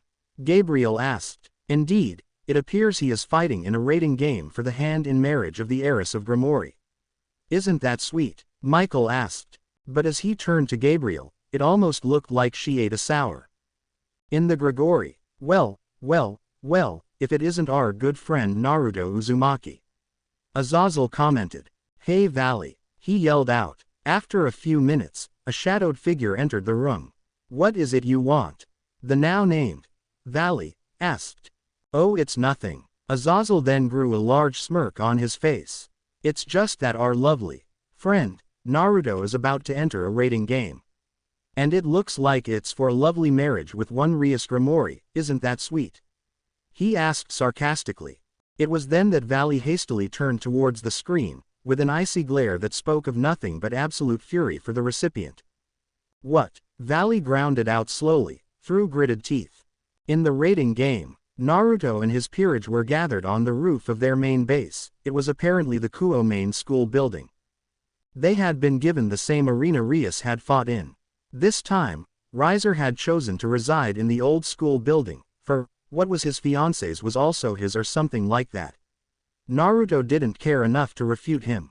They were just waiting for the announcements to begin. Your attention please. A voice echoed throughout the room. Welcome everyone. My name is Grafia, I'm a servant of the House of Grimoire. I will be your referee in today's match, she announced. Hey, about time. Shark grinned as he gripped the handle of his large blade. You may recognize this place as it's an exact replica of Kuo Academy. An educational institution in the human world. Grafia explained. Each team has been given an area that will serve as its home base. Lord Riser, your peerage will be in the Occult Research Club headquarters in the old schoolhouse. Grafia announced. Come on, let's get this started, Shark, or Suigetsu hollered out. Can't you be quiet for 2 minutes? Owl, Or Hanabi sighed. All the while Naruto was staring impassively into the distance, his mask now adorning his face once again. Lord Naruto's home base will be located in the principal's office in the new schoolhouse. Pawns will be promoted if they can make their way to the home base of the opposing team. Good luck to all, Graphia announced. After a few minutes, she announced. All right devils, let the game begin. Rabbit, Naruto ordered. It was then that Rabbit, or Haku, channeled a large amount of magic. A large icy orb appeared within her palms, as she sent it flying across the arena. It however exploded prematurely. With Riser. What is he doing? Ravel questioned. His peerage can't even do a spell properly. Riser laughed as he watched the spell go off prematurely. Why don't you girls go and deal with him? Riser ordered. With Searsex. As Searsex watched the attack explode upon itself, he could also witness the cold fog that was forming around the entire arena. So that's his plan. Searsex realized. He had his piece intentionally misfire their attack so he could give his peerage a large cover. He thought. But what's your next move? He questioned. With Naruto. After a few minutes, Naruto summoned a magic circle, and outstepped a grinning seven-tailed fox. He knew exactly what time it was. I want the four of you to deal with his peerage, just as we planned. Naruto ordered. Outside the school building, 3 of Riser's pawns had traversed the arena, which had been surprisingly harder with the fog that had been setting in. But what was even more surprising was the fact that they hadn't met any opposition at all as of late. Quickly making their way into the building, they were now able to promote. With one promoting to knight, another at bishop and the last at rook. How dumb can this devil be? One laughed. I know, they'd just let us promote like that. Another agreed. It's like they're asking to lose. Another added in. There seems to be a common misconception. An unfamiliar voice spoke out, and in the distance, barely visible. There was one of the cloaked figures, specifically the one with an owl mask. It's not that Naruto-sama is planning to lose, Owl spoke, as she rushed the 3 promoted pawns, but to show you that we can defeat you even at your best. She assured, as she neared one of her opponents. Owl launched a multitude of fast Juken strikes, which sent the pawn collapsing to the ground. As she did that, she had also sent her palm out, sending a large amount of magic within the air. As the vacuum palm hit her target, one of the pawns who had conveniently fallen on top of her last opponent. Which surprised her enough for Owl to quickly get the drop on her. Riser 3 pawns, retired. Graphia announced. Under her mask, Hanabi smirked. On the other side of the school building. The second group Riser sent out had experienced the same as the first. They had attempted to make their way to their opponent's base, but through the school gym. Which had been surprisingly harder with the fog that had been setting in. But what was even more surprising was the fact that they hadn't met any opposition at all as of late. Quickly making their way into the building, with the nearby rook guarding the 3 pawns while they promoted. Well, that was easy, one of the chainsaw-wielding twins called out. It really was. The other twin agreed. Quiet, I think I heard something. The resident rook ordered, as the others tried to listen to what she was hearing. Now that they thought about it, the fog was getting pretty thick now that they were actually paying attention to it. 8 points, a voice called out through the mist. What's that? The third pawn questioned. The voice continued, larynx, spine, lungs, liver, jugular, subclavian artery, kidneys, heart. Now, which will be my kill point? The voice asked. It was then that a large sword made its way through the spoke, right in the way of the pawn who had just spoken. Each of the pieces were frozen in fear as they watched one of their comrades be cut down right in front of them. What is that? A twin questioned, as she too was cut down. Nell, Ye yelled out, only for her to suffer the same fate as her sister. Schwalen readied herself for her enemy. She wouldn't let herself fall to this man, no monster. She told herself. What she hadn't expected was a bullet-shaped blast of water to pierce her in the leg. But it was shortly after that a large cleaver had pierced her just like her teammates. Man, that was boring. Shark sighed, as he hefted the large blade onto his back. The 4 pieces he had just killed were probably fine, them having been retrieved before they had received their critical injuries. They were likely being healed right now. That just took all the fun out of it. Riser 1 Rook, 3 Pawns, retired. Graphia announced. With Kurama. In the large courtyard between the school houses there was a large open area. An area that just so happened to have a large seven-tailed kitsune residing in it at the moment. Out of all the peerage, it was probably Kurama who was having the most fun. The demon fox had the ability to grow and shrink in size, which allowed for him to shrink to the size of a normal fox. Or he could revert back to his original size, which was about the size of a normal 3-story house. Mwahaha. Fear me devils, for I, the legendary kitsune, Kurama, am your adversary. He laughed, as he swung his overly large tail at one of Riser's pawns. Which made the other pawn angry at the apparent death of their sister, but not for long, as soon after she suffered a similar fate. The stupid cat girls didn't stand a chance. Riser 2 Pawns, retired. Graphia announced. He just continued to swing his tails violently, laughing all the while. The harsh winds he generated from his swings were too much for a majority of Riser's peerage members, sending them flying back. Revel Phoenix was not having the day she expected. At first, she was going to her brother's wedding ceremony. They had just beaten Rias Grimori's peerage, and although they had lost a few members along the way, they had ultimately triumphed over the competition, showing the strength of the Phoenix clan. But at the party, they were attacked by some political stunt from a no-name clan she had never heard of, likely looking to steal her clan's power and make them look bad. But it would be all for naught. They would eventually triumph over their competition, just like they had done before. But then they had unleashed that thing, monster, with a bloodlust that made her skin crawl. A demon fox that had 7 swishing tails, that moved like a flame. As she stared at the beast, she could barely move, as she collapsed to the ground. She crawled across the ground, not minding the dirt on the ground at her current moment. Crawling back in fright, her back hit a hard object. Looking up, she saw a sight that terrified her. It was a man in a blue cloak, and a white fox mask. But the thing that terrified her was his red piercing eyes. She did the only thing that came naturally, she screamed. With Riser. The more Riser heard, the less he was impressed. So far all of his pawns had been eliminated. And there were so loud roars in the middle of the arena. Meanwhile his peerage hadn't even taken down any of that half-blood's pieces. That just wouldn't do. Ubeluna, show them the power of the House of Phoenix. Riser ordered. His queen bowed. Yes, my king. With Naruto. Some people would say that Naruto was heartless. That he felt no pain killing people. That his morals had long since passed. That he didn't care for anyone, and that it was the mission that mattered. They were wrong. As Naruto stared at the small girl in front of him, he couldn't help but feel bad about himself. She was absolutely terrified, and were those tears in her eyes. Call him chivalrous, but he had never liked seeing girls cry. As a child he had a large respect for his mother. You needed to when you saw just how much of a badass she was. In his later years he had fought side by side with his peerage members, many of which were female. And they were extremely strong. So seeing a girl so terrified, it hurt him a little. When I sent him loose, I didn't think he would go overboard. He sighed. As if to emphasize this, another voice echoed through the arena. Die. Kurama laughed. Riser 1 Knight, 1 Rook, retired. Graphia announced.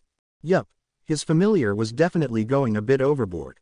He laid a hand on the terrified girl's shoulder, to soothe her slightly. It didn't help. Revel back away in fright. You could just surrender. He told her, giving her an easy way out. There she would be safe in the company of her parents. Why you'd let me do that? She questioned, a little in shock as much as fright. Her brother would likely not let the enemy surrender until they were the last man standing. Naruto shrugged. I don't really have anything against you, so why not? Revel thought about it. Truthfully, she didn't really matter in this fight. She was just here to observe while also gaining a bit of prestige and experience. It didn't really matter if she fought in this battle. Besides, She really didn't want to see that fox ever again. All will fall to the great Kitsune. Kurama's voice echoed. Riser 1 Knight, 1 Bishop, retired. Graphia announced. Yup, she really didn't want to see that monster ever again. I surrender, she spoke, and almost instantly, she was taken away to the infirmary. As she disappeared, she had one request. Please, please don't kill my brother. Ravel cried. As Graphia announced, Riser, 1 Bishop, retired. As if I would be stupid enough to do that. Naruto sighed.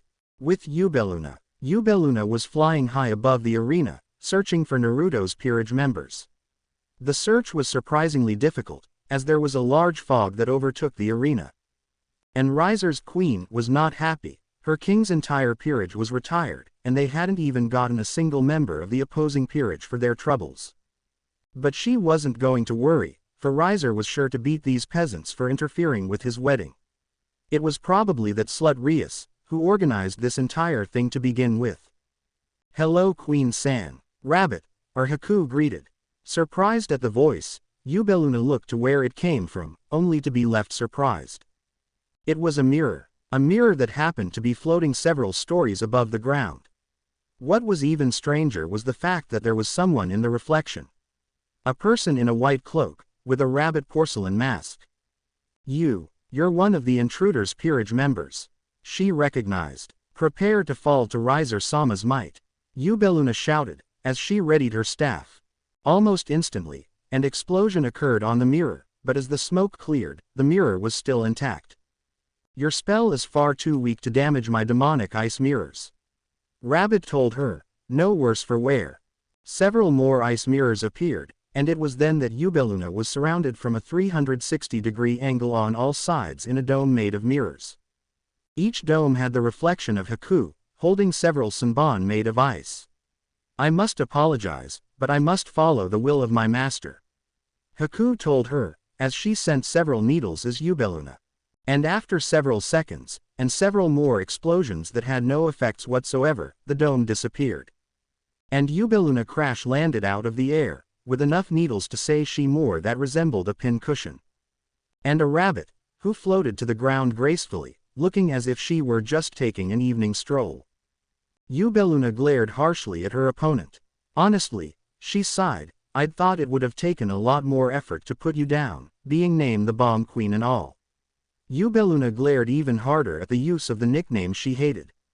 But with the fact that her entire body felt numb, she couldn't bear to try and speak. I suppose I can't compare everyone to our queen, though. Rabbit admitted. It was then that Yubeluna disappeared in a shower of sparkles. With her not being able to use the Phoenix tears Riser gave her to heal herself, Haku might have gone a bit overboard with all the pressure points she had aimed for. She would take that under consideration. Riser's queen, retired. Graphia announced. With Riser stood on the roof of the old school building. Generating as much of his flames as he could, he began to let them all loose. Uzumaki, why don't we put these charades aside and you show yourself and fight me? He challenged, but he received no answer. What's that? Are you too frightened at the power of the Phoenix clan? Riser mocked. Very well. Naruto spoke softly yet loudly. Ash's figure could be seen at the edge of the fog. He struck a menacing figure, with his dark blue fur-lined cloak and white fox mask. He was also surrounded by his 3 peerage members, and a miniaturized Kurama at his sides. He turned his head. You all have worked so hard. Why don't you rest for a bit, while I deal with their king? They all nodded, although Shark didn't reluctantly, while Kurama gave a toothy grin. Naruto stepped forward, as Riser sent forth a large fireball. But instead of phasing through it like the last, he instead chose to do something else. The fires were being absorbed. No, sealed, as they were body up into the black flaming sword that now Naruto was holding. With Searsex. As that, Searsex asked in shock, the others in the room were feeling the same. For the sword Naruto was holding was legendary. A legendary spectral sword, the Sakagari no Tachi, which translated to Sake Cutter Long Sword. But the sword was most commonly known as the Sword of Tatsuka. Searsex muttered. The handle looked like a rather unassuming sake bottle, but it was the blade that was deadly. It was a spectral blade that could extend to seemingly any length, as it burned the color of the wielder's will. If something were struck with the blade, that thing would be sealed within the gourd for all eternity. It was legend that those struck with the blade would suffer an excruciating torture for all eternity. But how did Naruto possess such a blade? The last he heard, it was in the possession of the legendary Uchiha clan. He leaned forward in his seat. Things were getting far more interesting. With Naruto. If Naruto were 6 years younger, perhaps even 2 years younger than that, this fight would be difficult. But him having fought a multitude of battles, many of which could have cost him his very life. This battle was child's play. Riser was predictable. He just flew around with his flaming wings and shot large fireballs. They were pretty easy to deal with. It seemed that Riser, too, had thought the same, as he changed his strategy. He flew at him at high speeds, speeds which Naruto easily tracked, as Riser sent a punch. Naruto holstered his blade, as he grabbed the phoenix's flaming arm. He didn't mind the burns, as he channeled magic into his hand to lessen the damage. He threw Riser back. Is this the power of a phoenix? It seems to be quite lacking, or perhaps it is just you. Naruto mocked. And unsurprising, Riser flew at him with a flaming punch, which he sidestepped. And Riser received a low-powered Rasengan to the stomach for his troubles. Riser, you should surrender, you aren't going to win this battle. Naruto suggested. Riser was quickly able to regenerate, as he took to the skies once again. This is our clan's gallant hellfire of the phoenix, the firebird, the immortal bird. Riser goaded, as he outstretched his wings, calling upon even more flames. Under his mask, Naruto raised an eyebrow. With the magic levels Riser was now outputting, he might need to actually try right now. Riser flew like a bullet towards Naruto's direction, while Naruto formed a Rasengan in his hand. As they met in the middle, their clash let loose a bright light, which blocked many of the spectators from viewing the match. Naruto channeled even more magic into his attack. He was getting to the point that he might actually mortally wound his opponent. But his opponent was a phoenix, so he could heal. He was sure he could handle the pain more than most. Riser eventually gave in, and Naruto cancelled his technique. Twisting around, Naruto showed he had been preparing a different technique entirely.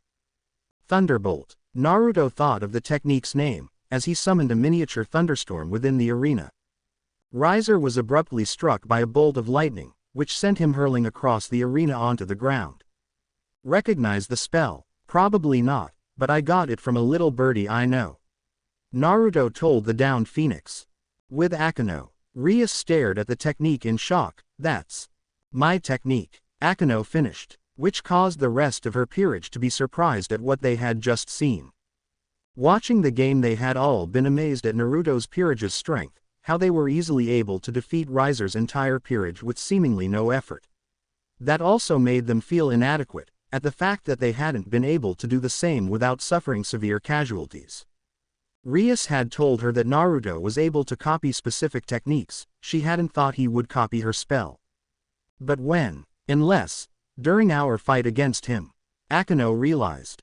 But watching Naruto do something that she could not, even with her own spell. Was he mocking her? Even so, her fist tightened, turning pale from the pressures she was exerting. With Naruto. Want to know what your problem is? Naruto asked rhetorically. Aside from the over-reliance on clan abilities, you're complacent. You decided that you were strong enough and quit trying, he stated. As Riser tried to get back up, he found it extremely difficult. Want to know how I got so strong? I pushed myself. I've fought in so many battles of lost count, many of which could have cost me my life. Naruto informed. Riser tried to speak on the matter, but he found that had even been a challenge to him.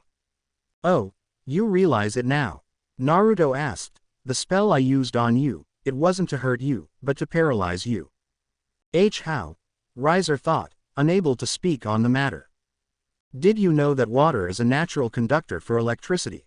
Naruto asked. The body is made up of 90% water, which naturally makes it easy for lighting to travel throughout the body. Naturally you should know this, of course. Seeing as you're a highly educated high-class devil. Naruto informed. Having a medic in your peerage, you learn a thing or two about the body of supernatural creatures. Apparently the human body and the body of a devil were actually quite similar in principles. Go figure. The high amounts of electricity tends to screw up your nervous system for a while. Of course, with your regenerative ability this should naturally fade away after some time. Naruto reasoned. I will defeat you. Riser ground out. Oh, it appears your healing abilities have fixed your ability to speak. Naruto pointed out, it's best to just surrender. He suggested again. Riser glared. Body, you. He told him. You know, I didn't want to do this, Naruto admitted, and then grabbed his holstered blade. Its black flames leaked out of the gourd, forming his blade. Surrender, Naruto ordered, as he positioned his blade inches from Riser's neck. Riser glared, but as Naruto's sword neared closer, the flames started to lick his skin ever so slightly, which caused the small layer of skin to be sealed away. But what's worse, was the fact that his skin was not healing. Naruto had a way to circumvent his regenerative abilities. How? What? How could this be possible? Was he going to lose? I surrender. Riser stuttered out, his voice speaking before his mind had even processed what he had said. As he spoke those words, it was only then that he was taken to be healed. Riser-sama has surrendered. Naruto Uzumaki is declared the winner. Graphia announced. With Searsex. To think Naruto has grown this strong at such a young age. The Lucifer muttered. Indeed, he might even be a contender for the strongest youth. Zeodicus agreed, but inside his mind processing what he had witnessed earlier. To think that he has the same power as that man, perhaps I should have a meeting with the boy. The clan head mused. I'm not even sure how strong he is. Riser was a tough opponent for any high-class devil. Perhaps I should have a test to see how strong Naruto really is. Searsex though, as he formed his next plan. But ironically, in the back of his head, a small and insignificant thought crossed his mind. Perhaps he had made a deal with the devil. Bastard! Issei yelled, as he rushed at the blonde with a gauntleted fist. A fist which Naruto easily caught. They were in the Orc building, to discuss the terms of the marriage, or something like that. It was just Naruto and Rias's peerage, many of which were either really confused or pretty pissed. Whatever do you mean, Issei-san? Naruto asked monotonously. Like hell you don't know, you used us. Just to get to Rias Buku's sweet opai. He yelled, with slight tears in his eyes at the thought of another person touching Rias's body. Admittedly, he might have a small crush on his king. A word of advice, Naruto spoke, as his eyes narrowed, as he began to squeeze Issei's hand, which began to start to hurt from the stress. Don't attack someone unless you have all the information on the situation. Akeno glared harshly at the blonde, and began to ready her magic. While Kiba readied his blade, Kaneko got into a fighting stance. Naruto, stop, Rias told him, trying to defuse the situation, and surprisingly he obeyed. Rias gestured for her pieces to stand down, then she turned back towards Naruto. Now what's this about? She questioned. Naruto smirked. About right after your little rating game, which admittedly didn't turn out the way we hoped. They all cringed at what he said, but they could deny his statement. I was contacted by the Lucifer, he started to explain. Oni-sama had something to do with this. Rias questioned. And Naruto nodded. Your brother summoned me, and hired me to help you with your little problem. Luckily he also informed me of this. Naruto pulled out a few documents he had sealed in his cloak. This is the official copy of our marriage contract sent to the Mao for verification, seeing as my clan's copy got destroyed. Destroyed, meaning being burnt to ashes. He placed the document on her desk. Notice anything about the contract? He asked. Rias looked over the document. It seemed like a standard marriage contract, binding her to one, Naruto Uzumaki. Apparently she would be married into the Uzumaki clan, which would make Milicus the new heir of the Grimoire clan. A thought she honestly wouldn't mind. The Uzumaki clan were a very prestigious clan in the underworld, one which, before its fall, had amassed a large influence within the underworld for various reasons. If Naruto were able to gain back its prestige, something which she had no doubts that he couldn't do so. That would mean. She was getting a little off topic. It seemed a bit of her devil blood was influencing her. There was also the emotional side she needed to think about. She was so lost in her thoughts that Naruto began to point to a particular part of the contract, and her eyes widened. My father was a bit of a romantic, so he added this clause. Naruto explained.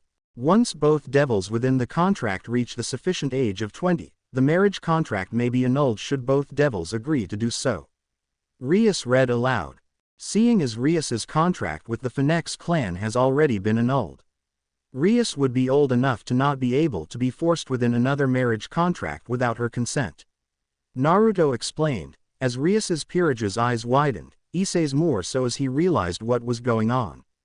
It was actually a fairly recent law that Circex had passed, stating that any devil over the age of 18 could not be forced into a marriage contract without their consent.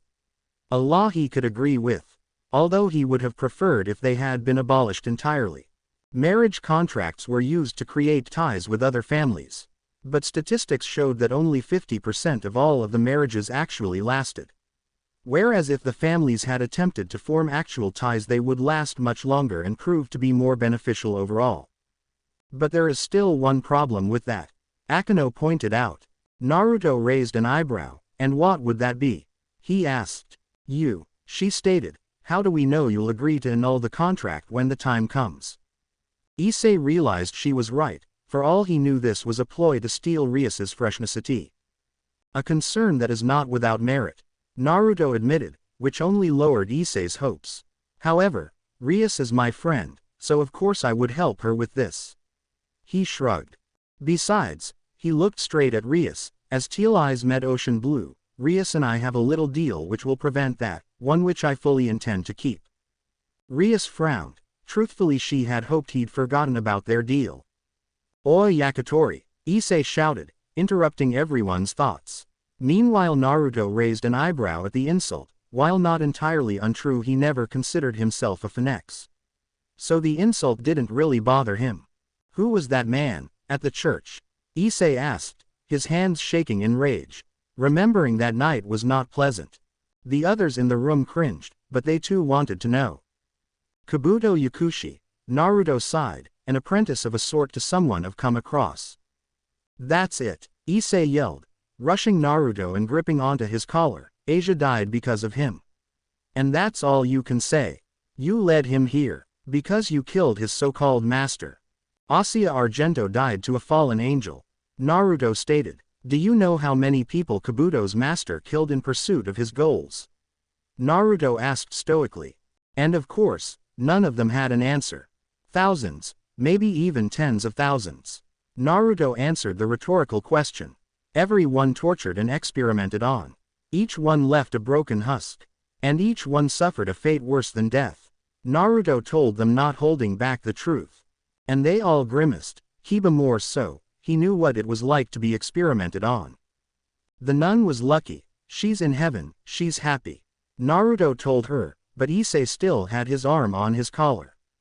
Issei, enough, Rias ordered. But Issei wanted to refuse, but he was interrupted. Issei, Rias ordered, and Issei sighed, but complied with her order. She turned to her peerage. Naruto and I have something to discuss. Would you kindly give us some privacy for now? Akeno and Issei wanted to refuse, but one look from the redhead put their arguments to rest. They didn't want to argue with their king. The room they left was a silent one. Rias sat down at her desk, while Naruto leaned against the wall, looking out the window, never once meeting his eyes with her own. Naruto, Rias started. Rias, Naruto interrupted, as he turned his head to look at her, as if staring into her very soul. I care about you, he stated. What? She asked in shock. Where was this going? Never let it be said that I didn't. Naruto told her. You've already gotten hurt because of me once. I can't let that happen again. That's why I made that promise, so you wouldn't get hurt by me again. He moved towards her, as he wrapped her in an embrace. She looked up. It was as if she were being frozen from his words alone, and he smiled. But in the end, I'm glad you were my friend. Even if I didn't get to know the real Rias, I know that has always been your dream." Tears threatened to leak from her eyes, all the emotions she had felt in the last 8 years culminating together. "But please, let me go," Naruto pleaded, as he released her from his embrace. He started to walk towards the door. Rias didn't know what it was that did it for her. Perhaps it was the image of his back towards her. Perhaps it was all the pain she had felt without him, or perhaps it was just the past few days getting to her. But seeing him leave, again, it was just, something inside her snapped. "No," she shouted, as she rushed to grab his hand. "What?" Naruto muttered, as he turned to look back at her face. There were tears welling in her eyes, but they were still unshed. "I said no." She pointed at his chest. "I'm going to spell it out for you, no. You don't just get to walk out after 8 long years." Each word was accentuated as she poked his chest. "Rias-I," Naruto started. "No, Naruto Uzumaki." "I said no." Rias all but hissed. Once Rias set her mind on something, she wouldn't let it go. Let it be known that Rias Grimori was very stubborn. Unfortunately, so was Naruto. "No, you've already been kidnapped once because of me. I won't let that happen again," he hissed back. Rias glared. "Is this about Kabuto? Kabuto, Orochimaru, hell, maybe even the whole underworld, would you face them just for me?" He glared back. "You've already faced the underworld for me," she retorted. They both were caught in each other's gazes, each one was unwavering. "Would you go against your word, just like that?" Naruto asked. "We had a deal." "The deal contradicts itself," Rias retorted, pointing back at his chest and poked it once again. "You want me to be happy, yet you also want to leave me?" she questioned. Naruto stepped back in surprise. "What are you trying to say?" he questioned. "Do I have to spell it out for you?" she sighed. Naruto was once again cut off, but this time it wasn't by words. A soft pair of lips met his own. It felt nice. No, electrifying was more accurate. But as quick as the kiss came, it was over. Rias pulled back, a confident smile gracing her beautiful face. Naruto was still in shock over the whole ordeal. "Thanks for everything," she told him, as she walked towards the door. She turned her head to stare into Naruto's surprised face. It felt good to not be the one frozen by the other's words. "Oh, and my father is hosting a ball in 2 days, to cordially reintroduce you back to the underworld. I expect for you to be there. It wouldn't do well for my fiancé to not show up." She finished with a sultry smile. As Naruto stared at the retreating figure of his childhood friend, he could only realize how much more complicated things had gotten. As such, he could only mutter the one word that popped within his head at the ordeal. "Troublesome," he sighed. Somewhere outside of Konoha. 2 days later, the sun had risen over the horizon long ago. And he'd been out here for hours, but he didn't mind. He would usually come out here, especially when he needed to think, and to reflect. He'd made many mistakes in his life, and failed too many times. He didn't know if he could fail again, because each time he did, he was left even more broken than the last. "So, I'm getting married," he told the gravestone, as he added air quotes at the end, not that it mattered. To Rias of all people, who would have thought? Naruto mused. "Though, I suppose you two had something to do with that," he said as he stared straight at the 2 nearby headstones. The 2 had very distinct names marked upon them, for 2 very distinct people he still cared deeply for. Kushina and Minato Uzumaki, his mother and father, the 2 people who gave life to him. The 2 people who raised him most of his life, 2 people he still aspired to be like to this day. "You 2 could have told me that. But I suppose you didn't exactly keep your intentions a secret." He spoke fondly, remembering the amount of time they had teased the 2 young devils. He looked towards his father's grave. "I'm trying to look after her, but she's a little stubborn, just like Mom. Oh, and she's just as beautiful, but don't tell Mom I said all that, I'd never hear the end of it." He sighed. "But she deserves better, they all do. I can't take her down my path, no matter how many times she says she can handle it." He whispered. "Naruto-sama," a voice called out, and he turned towards where he heard the voice, and as the person neared he saw who it was.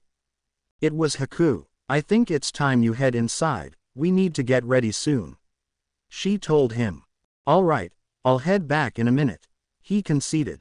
But Haku didn't move. Naruto-sama. She reached up, and laid a hand on his cheek. When was the last time you slept? She asked.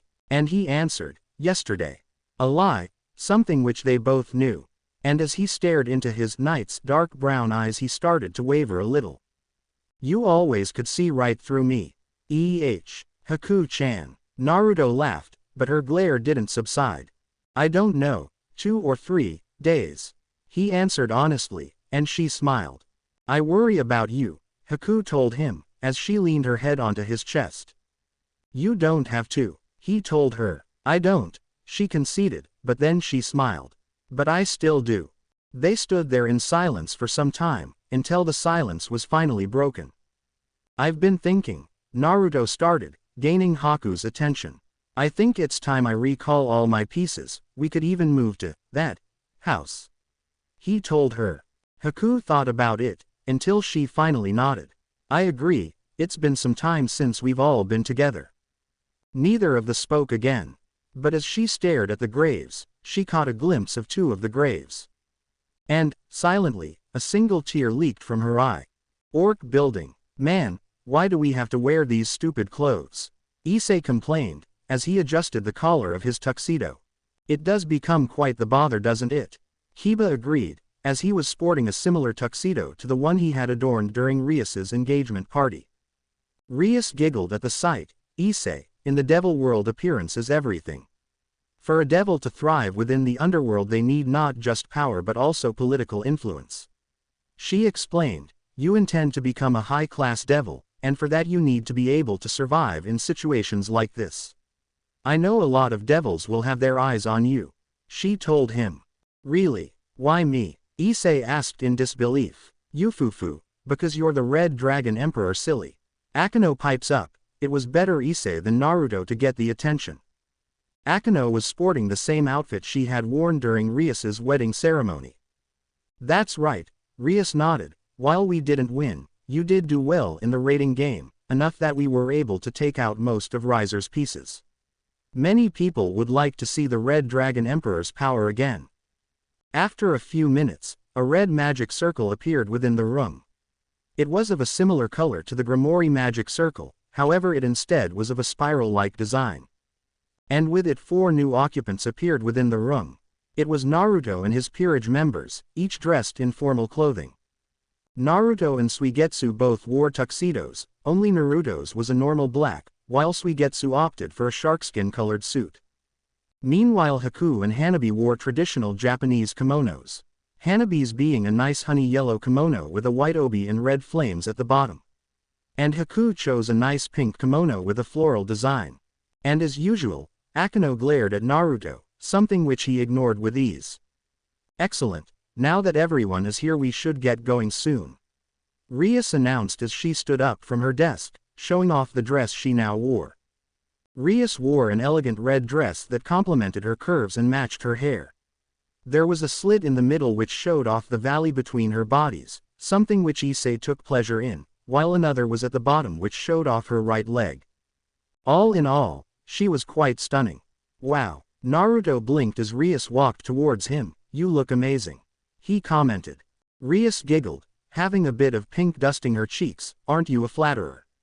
She said, as she interlocked her arm with his own, shocking many in the room. I just want to say, I'm against this. Naruto told her. She smiled. I'm well aware of that fact. Grimoire Ballroom. The Grimoire Ballroom was extravagant, just like the Phoenix clans.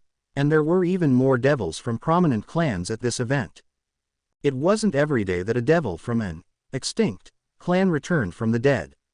As such, many devils came to such an event, even on such a short notice. It had only been 2 days since the raiding game. Naruto, Rias, and both their peerages arrived at the venue. As they arrived, all eyes were on them, or more specifically Naruto. And soon murmuring began to erupt within the room. Rias and Naruto's arms were interlocked, seeing as she was his date to the event.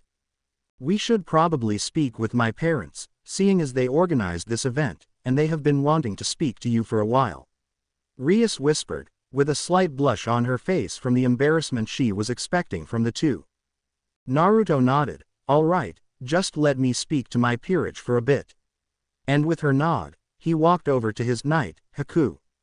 Passing by Hanabi and Suigetsu, whose arms were interlocked, seeing as they technically were each other's date. He leant down to whisper into her ear, "Always remember, not every battle is fought on the battlefield." And Haku nodded, understanding the message. And soon Naruto was dragged off. Meanwhile Akano had a disapproving stare, but she also began to drag off her date, Issei, somewhere else.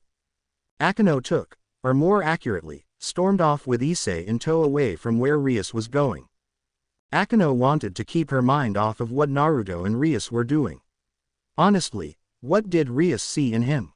She was so lost in her thoughts she didn't notice the approaching figure. Well, if it isn't the Red Dragon Emperor." A voice called out. It was a large man, with tan skin, dark spiky hair and violet eyes. "What? Who are you?" Issei asked. Akano recognized him. "Hello Sarorg," she greeted. Next to the beast of a man was a beautiful woman. One with long blonde hair and green eyes, while she adorned an elegant black dress.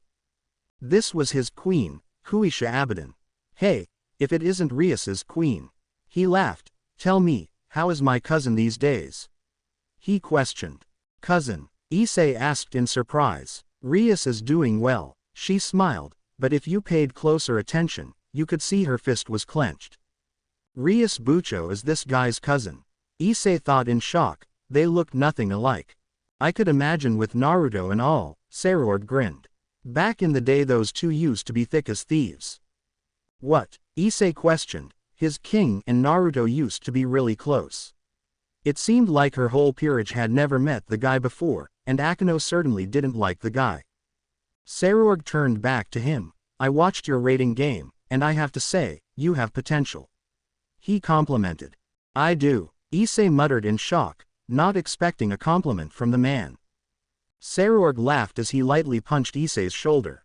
"I'd like to fight in a rating game with you and Rias in the tournament soon, but you know, once you get a whole lot stronger," he challenged. Sure," he nodded, not fully getting the situation, but inwardly he was crying from that light punch Sarorg did to his shoulder. Was this guy a monster or something? "Yufufu, we don't plan to lose that fight," Akano stated, as she narrowed her eyes. Sarorg-sama, the lady next to him, his queen, called. "It's almost time," she told him. "Almost time for what?" Issei questioned. Sarorg smirked. "To issue another challenge," he said mysteriously, as he and his queen walked off. Soon after Naruto was in front of a man he had not seen in years. Zeodicus Grimori, who was talking to a few other clan heads and his wife. But not long after he noticed the two of them. "Ah, it seems there is the man of the hour. Naruto, it is lovely to see you again," Zeodicus said with a fond smile. "And you," Naruto greeted back, with just as fond of a smile. "I must thank you for hosting such an event. I know you saved Kakashi a headache by doing this," he said with a slight bow. Zeodicus laughed. "I can imagine. How is that young scarecrow doing these days?" he questioned. "He's fine, but still as lazy as ever," Naruto sighed. "That's good to hear," the clan head nodded. It wasn't that big of a surprise that Kakashi knew of his survival. Zeodicus then turned to the two clan leaders.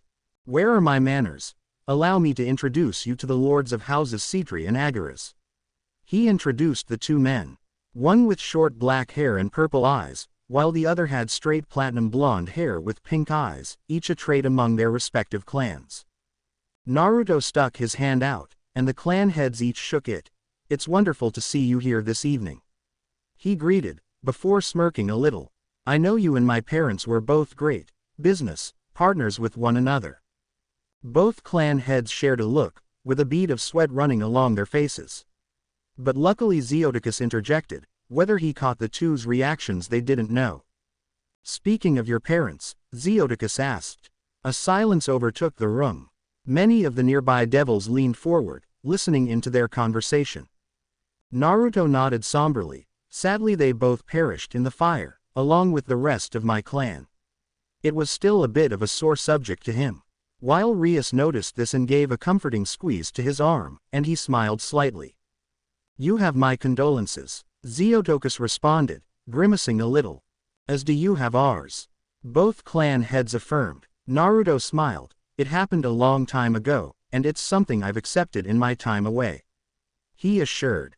Xiotokus smiled. "Good, Minato was a dear friend. I can see you have inherited many of his qualities." "Why, thank you, that means a lot." Naruto smiled back. "If I may ask, Venelana," Xiotokus's wife and Rias's mother interjected, "what did you do on your time away?" Once again, the nearby devils in the room leaned forward in anticipation. "I spent a majority of my years under an apprenticeship with my godfather. One who he found out I was alive. He wanted to make sure I was ready for everything on my return to the underworld," Naruto answered. It wasn't exactly a lie, but it wasn't exactly true either. Venelana nodded. She was glad that her future son-in-law had been educated well enough. Although she had to wonder who he was talking about. "Excellent, what do you say we formally introduced you back to the underworld?" Xiotokus asked, as he patted the Uzumaki's back, and Naruto shrugged at the question. It didn't take long for Xiotokus to gather the attention of all the devils within the large hall, which wasn't hard as their attention was secretly on them from the very beginning. "The Grimoire clan would like to thank you for attending this event, especially on such short notice," Xiotokus called out. This party was dedicated to the return of a certain devil, one who has been thought dead for years. "My future son-in-law." He was interrupted. "Naruto Uzumaki," another devil shouted out. "This devil has tan skin, black hair and violet eyes. He also seemed to have gone through rigorous training, as seen by the large muscles he possessed. Muscles which even his devil genetics could not grant him." This was Saraorg Bale. He pointed directly at Naruto, as he drew the attention of the occupants within the room. "Your battle with Riser Phoenix has shown the underworld that you are strong." Saraorg acknowledged, something which many in the room silently agreed with. "But we all know that that was not a limit to your strength. Which is why, I challenge you to a rating game." And with his challenge many in the room began to softly murmur to themselves. Even Rias was surprised at her cousin's actions. Naruto stepped forward. "And why would I agree to such a request?" Naruto questioned. But to answer, Saraorg only pointed towards himself, with a large grin on his face. "To many I am known by the title of the strongest youth. It is a name which I have earned through proving my strength against the others of my generation." He pointed towards Naruto. "If you can best me, I am undeserving of my title. If you were to win you would gain my title, along with the respect of many, including my own," he said grinning. A grin which Naruto was easily reciprocated. "Then I accept your challenge, Saraorg Bale, maybe the best win," he told him. But inwardly Naruto was smirking. This was all going to plan. After Rias and Naruto had talked to many nobles who had attended the ball, it seemed that they were the main topic of discussion. Whether it was her and Naruto's engagement, Naruto's return, Naruto and her relationship, or even Naruto's apparent upcoming rating game. And if she were being honest with herself, Rias didn't exactly know how to feel about that. Her cousin was strong, unbelievably so. He wasn't known as the strongest youth for nothing. But she also knew Naruto was powerful. He had beaten Riser easily, something she herself had not been able to do. Currently, she and Naruto were slow dancing together, amongst other nobles doing the same, while music was playing. One of her hands was connected with his own, while her other was resting on his shoulder while his free hand was wrapped around her waist. To any onlookers this might have been viewed as a touching scene between two lovers. A dramatic love story of two devils who had fallen in love during their youth.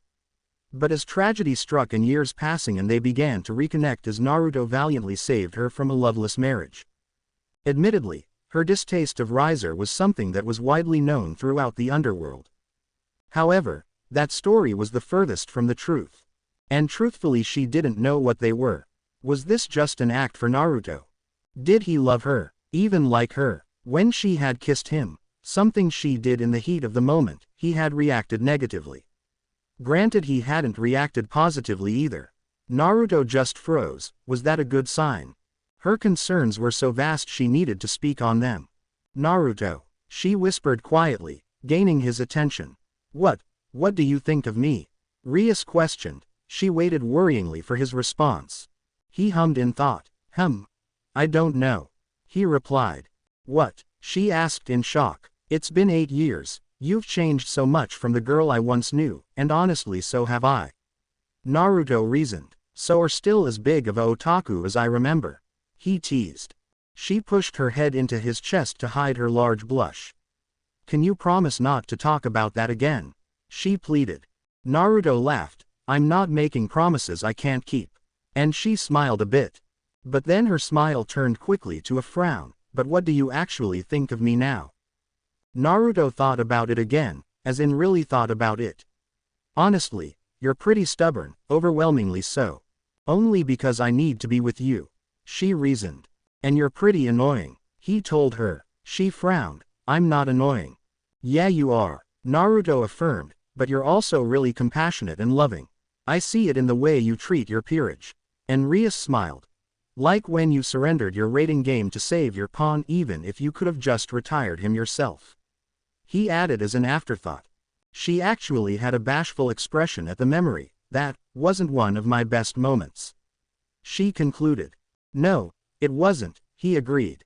You can be pretty dumb sometimes. Not as dumb as you can be, she retorted, and he laughed.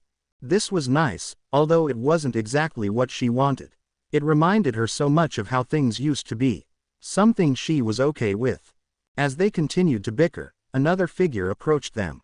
Revel Phoenix was not having a good time, although she wasn't exactly having a bad time either. Since her brother's defeat, he had locked himself in his room, along with most of his peerage. Even though their physical wounds have been healed, their mental wounds have not. They had been demolished. They hadn't even landed a single hit on their opponents, while all their pieces were retired swiftly and efficiently. So here she was, representing her clan. Someone had to do it, to show that there was no bad blood between them, for appearance's sake at least. Hey there, Firebird, a voice called out. She slightly jumped in surprise. She didn't even know someone was near her. As she searched for the recipient of the voice, it was a boy, with white hair and shark-like teeth. Why, you're one of his peerage, Revel realized. And the shark boy grinned. Hey, so recognize me from my work. I'd say I did a pretty good job with your asshat of a brother's pawns. Suigetsu laughed. Truth be told, she was terrified of Naruto, or more specifically, his fox. But her pride forced her to muster up her courage and sent a glare at the boy. Don't talk about my brother like that. She glared. Why, it's true, he questioned. Even Revel had to admit, it might have been a little true. But still, she wouldn't tolerate insults to her clan. Even so, I won't tolerate crass insults towards my clan, even from the likes of you. But instead of getting mad, Suigetsu did something that surprised her. He laughed. Hey, go on, ya. I like that about you, ya little spitfire. Revel's face felt on fire, which, given she was a Phoenix, could be entirely possible. After she was finally able to rein in her blush, she sent a glare at Suigetsu. Why are you here? Revel asked. I don't know, though it would be interesting over here. Besides, my date as kinda. Suigetsu shrugged as he didn't know where Hanabi had gone off to. Sorry, she muttered. It must have body ed to be stood up like that. Meh, don't be, he told her. She's a colleague, only really came with her cause. It would be weird if I didn't. Suigetsu said uncaringly. Hanabi was far too annoying for him anyway. At best they would be friends, but even then it wasn't likely. Besides, I wouldn't be able to bother you, he teased. How uncouth, Revel huffed. You're lucky to be talking to a high-class girl such as I. Although, if she were honest, she was glad to have some sort of distraction. I don't care about that high-class bull. I may be a devil, but I'm still a demon through and through, Suigetsu said with pride. Revel was a little shocked. The man in front of her was a demon. When she was about to voice her concern, Suigetsu pointed something else out. Well, would you look at that? Suigetsu chuckled. as he gazed at the figure approaching Naruto. "Rias, can I have a word with your fiancé?" a voice asked. As they turned to see who it was, they were both surprised to see who it was. It was Akeno. Sure. Rias agreed after some thought. If Akeno could at least learn to get along with Naruto, things would be better. And maybe her queen was extending an olive branch of sorts.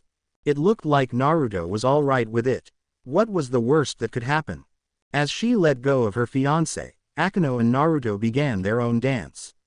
It was similar to the one he had done with Rias, but instead of her being close, it seemed that Akeno had wanted to keep her distance. "And here I thought you didn't like me," Naruto teased. "I don't like you," Akeno stated flatly. "Ouch, Akeno-chan, you wound me so." Naruto placed a palm on his chest, over his heart, as if he had just been shot. "Don't call me that," Akeno hissed. "What, Akeno-chan?" Naruto raised an eyebrow. "I think it makes you sound cute," he stated, as if it were just a fact. "Don't call me cute," she glared, although Akeno's face grew red, whether it was from rage or embarrassment he didn't know. Naruto frowned. "Alright, what did you want to talk about, since I doubt you would grace me with your company, otherwise?" "You're right, I'd rather have nothing to do with you," Akeno conceded. "But I did want to tell you something, and I would rather not speak to you again." "That's a little harsh, maybe I've taken quite a liking to you," Naruto teased, but with Akeno's stone-cold glare he decided to fully change his tune, actually becoming more serious now. "Stay away from Rias," Akeno told him. Naruto raised an eyebrow. "I would, but you know how stubborn she can be."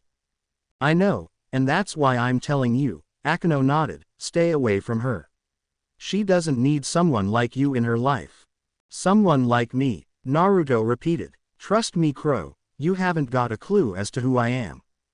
But Akeno didn't rise towards his bait. She did, however, give him a vicious glare. "I know your type. Everything you say, everything you do, is a lie. A facade you put on. You abandon others and leave them to suffer the consequences. Do you even know how much you hurt Rias?" Akeno questioned, how she wouldn't talk to anyone or how she cried at night. "You're one of the worst type of people in this world. And you don't even care, as long it suits your goals." She looked up to see his expression. Instead of the hatred in his eyes she had been expecting or the vicious scowl, his expression was something she hadn't been expecting.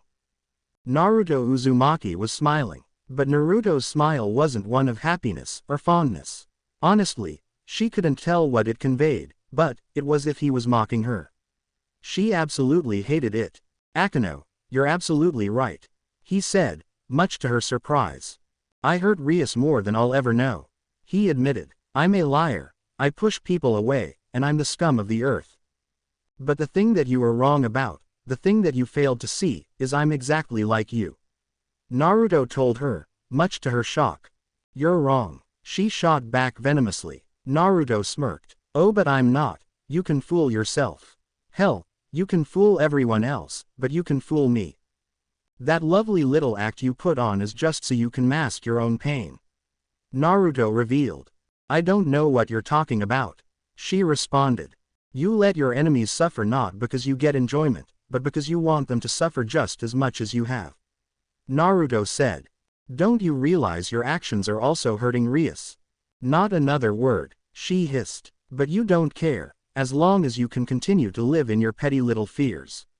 And that was the straw that broke the camel's back. "Shut up," Akeno shouted, as tried to pull away, but she was caught firmly within Naruto's clasp-like grasp. "I saw when you used your lightning, but you still ended up failing. All because you're scared. You were terrified of the fact that you're even remotely similar to the one who killed your I know exactly what that's like." "And what would you know?" Akeno shouted. He was lucky he had the foresight to place a small silencing seal before their conversation had started. He also used an area-wide genjutsu, so that any onlookers would see they were having a wonderful little chat and dance. "You don't think I don't know how you feel?" Naruto questioned, as he leant close to whisper in his ear. His three-tomo Sharingan converging to form its more evolved variant. "I have to live every day know I use the same power that killed my parents."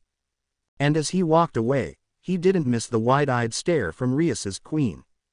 It had been a long while since the party had started. Hanabi was by herself, and she had a bit of a blush on her face, courtesy of the alcohol she had consumed that night, and it only had been a single glass. Let it be known that Hanabi Hyuga was a bit of a lightweight. "Hello, dear sister," a voice called out, and as she turned, she was face to face with someone she hadn't seen in 2 years. Her sister. "Hello Hinata," she greeted back. Hinata had a sultry smirk across her face. "You know, when I came to this party I somewhat expected for you to be here. It wasn't hard to figure out, with you using our clan's techniques in your little game.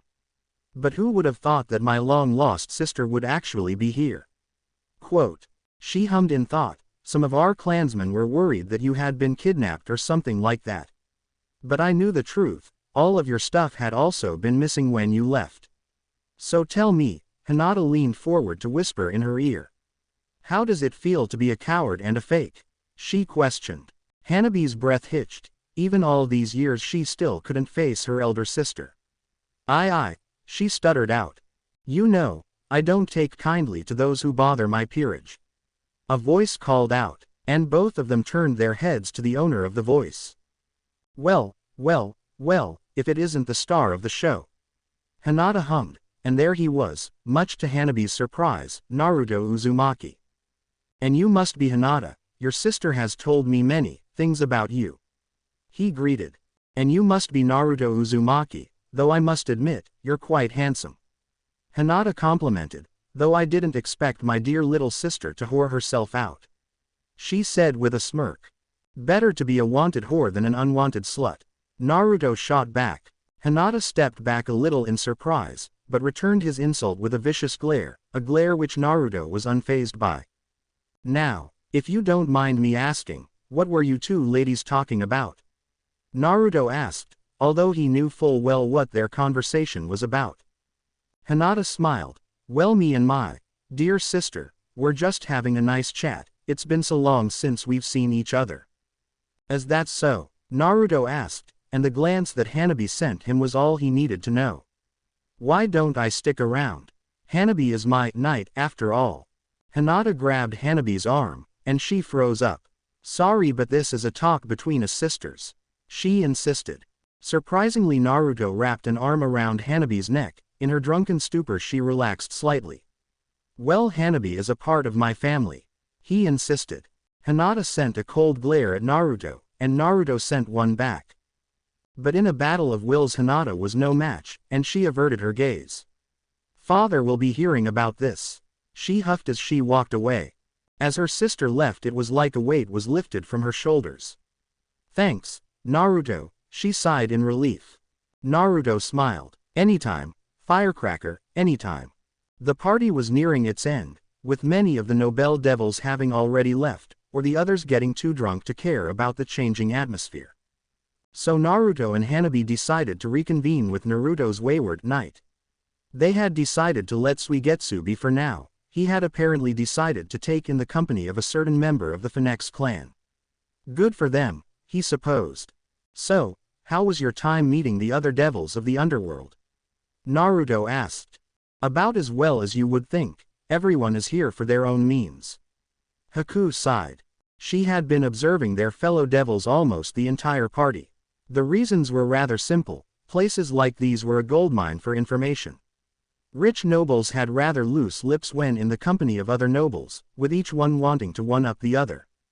"That's to be expected. This is a devil party after all," Hanabi commented.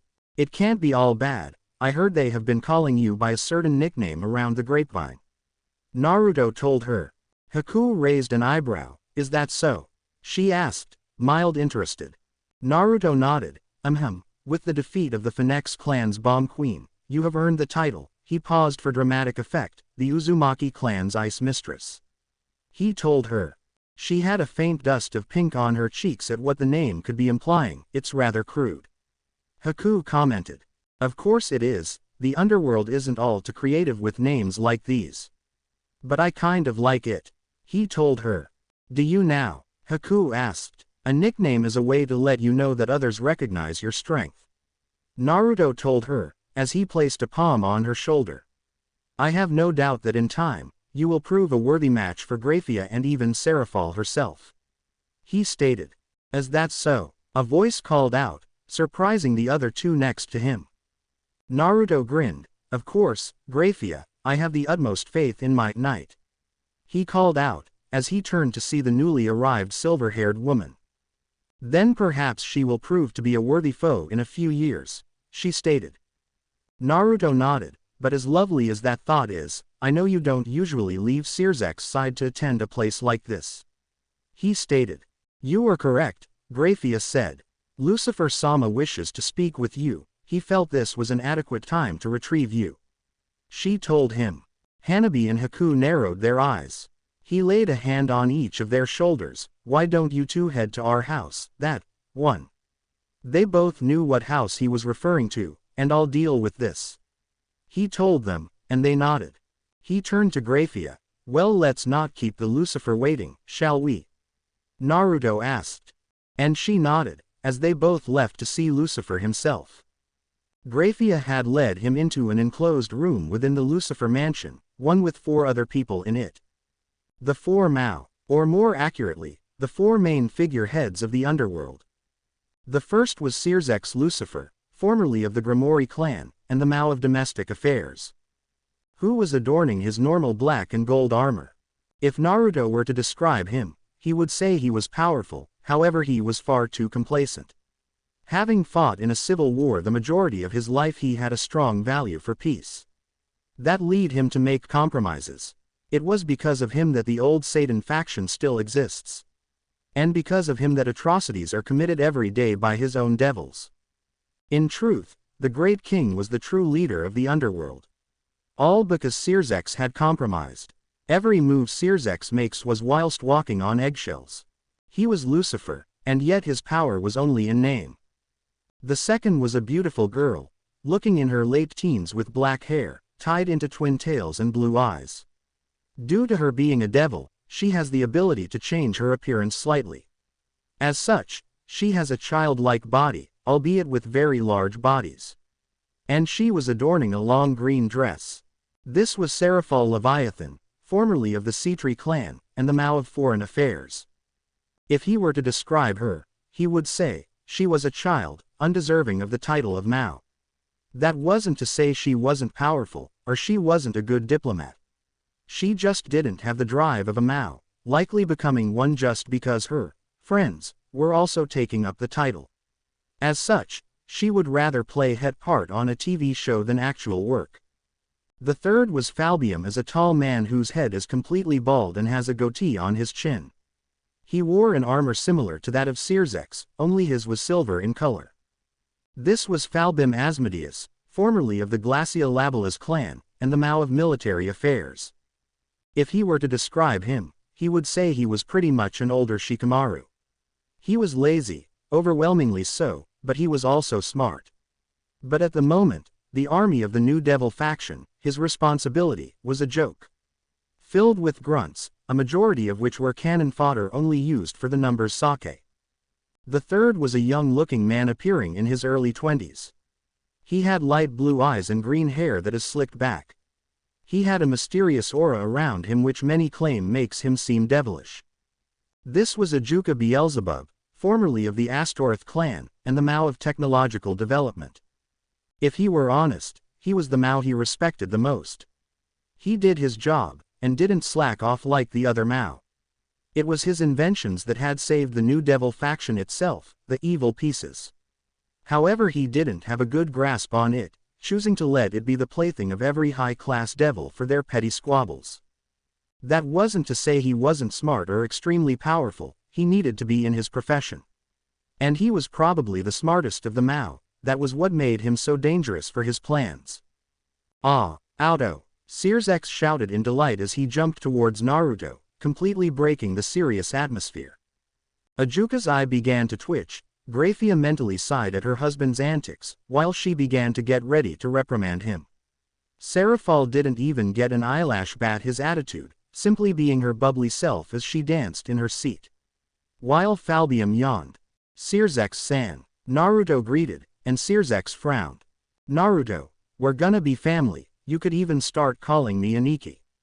He suggested. Not gonna happen, Naruto told him, which caused the Lucifer to become a little depressed.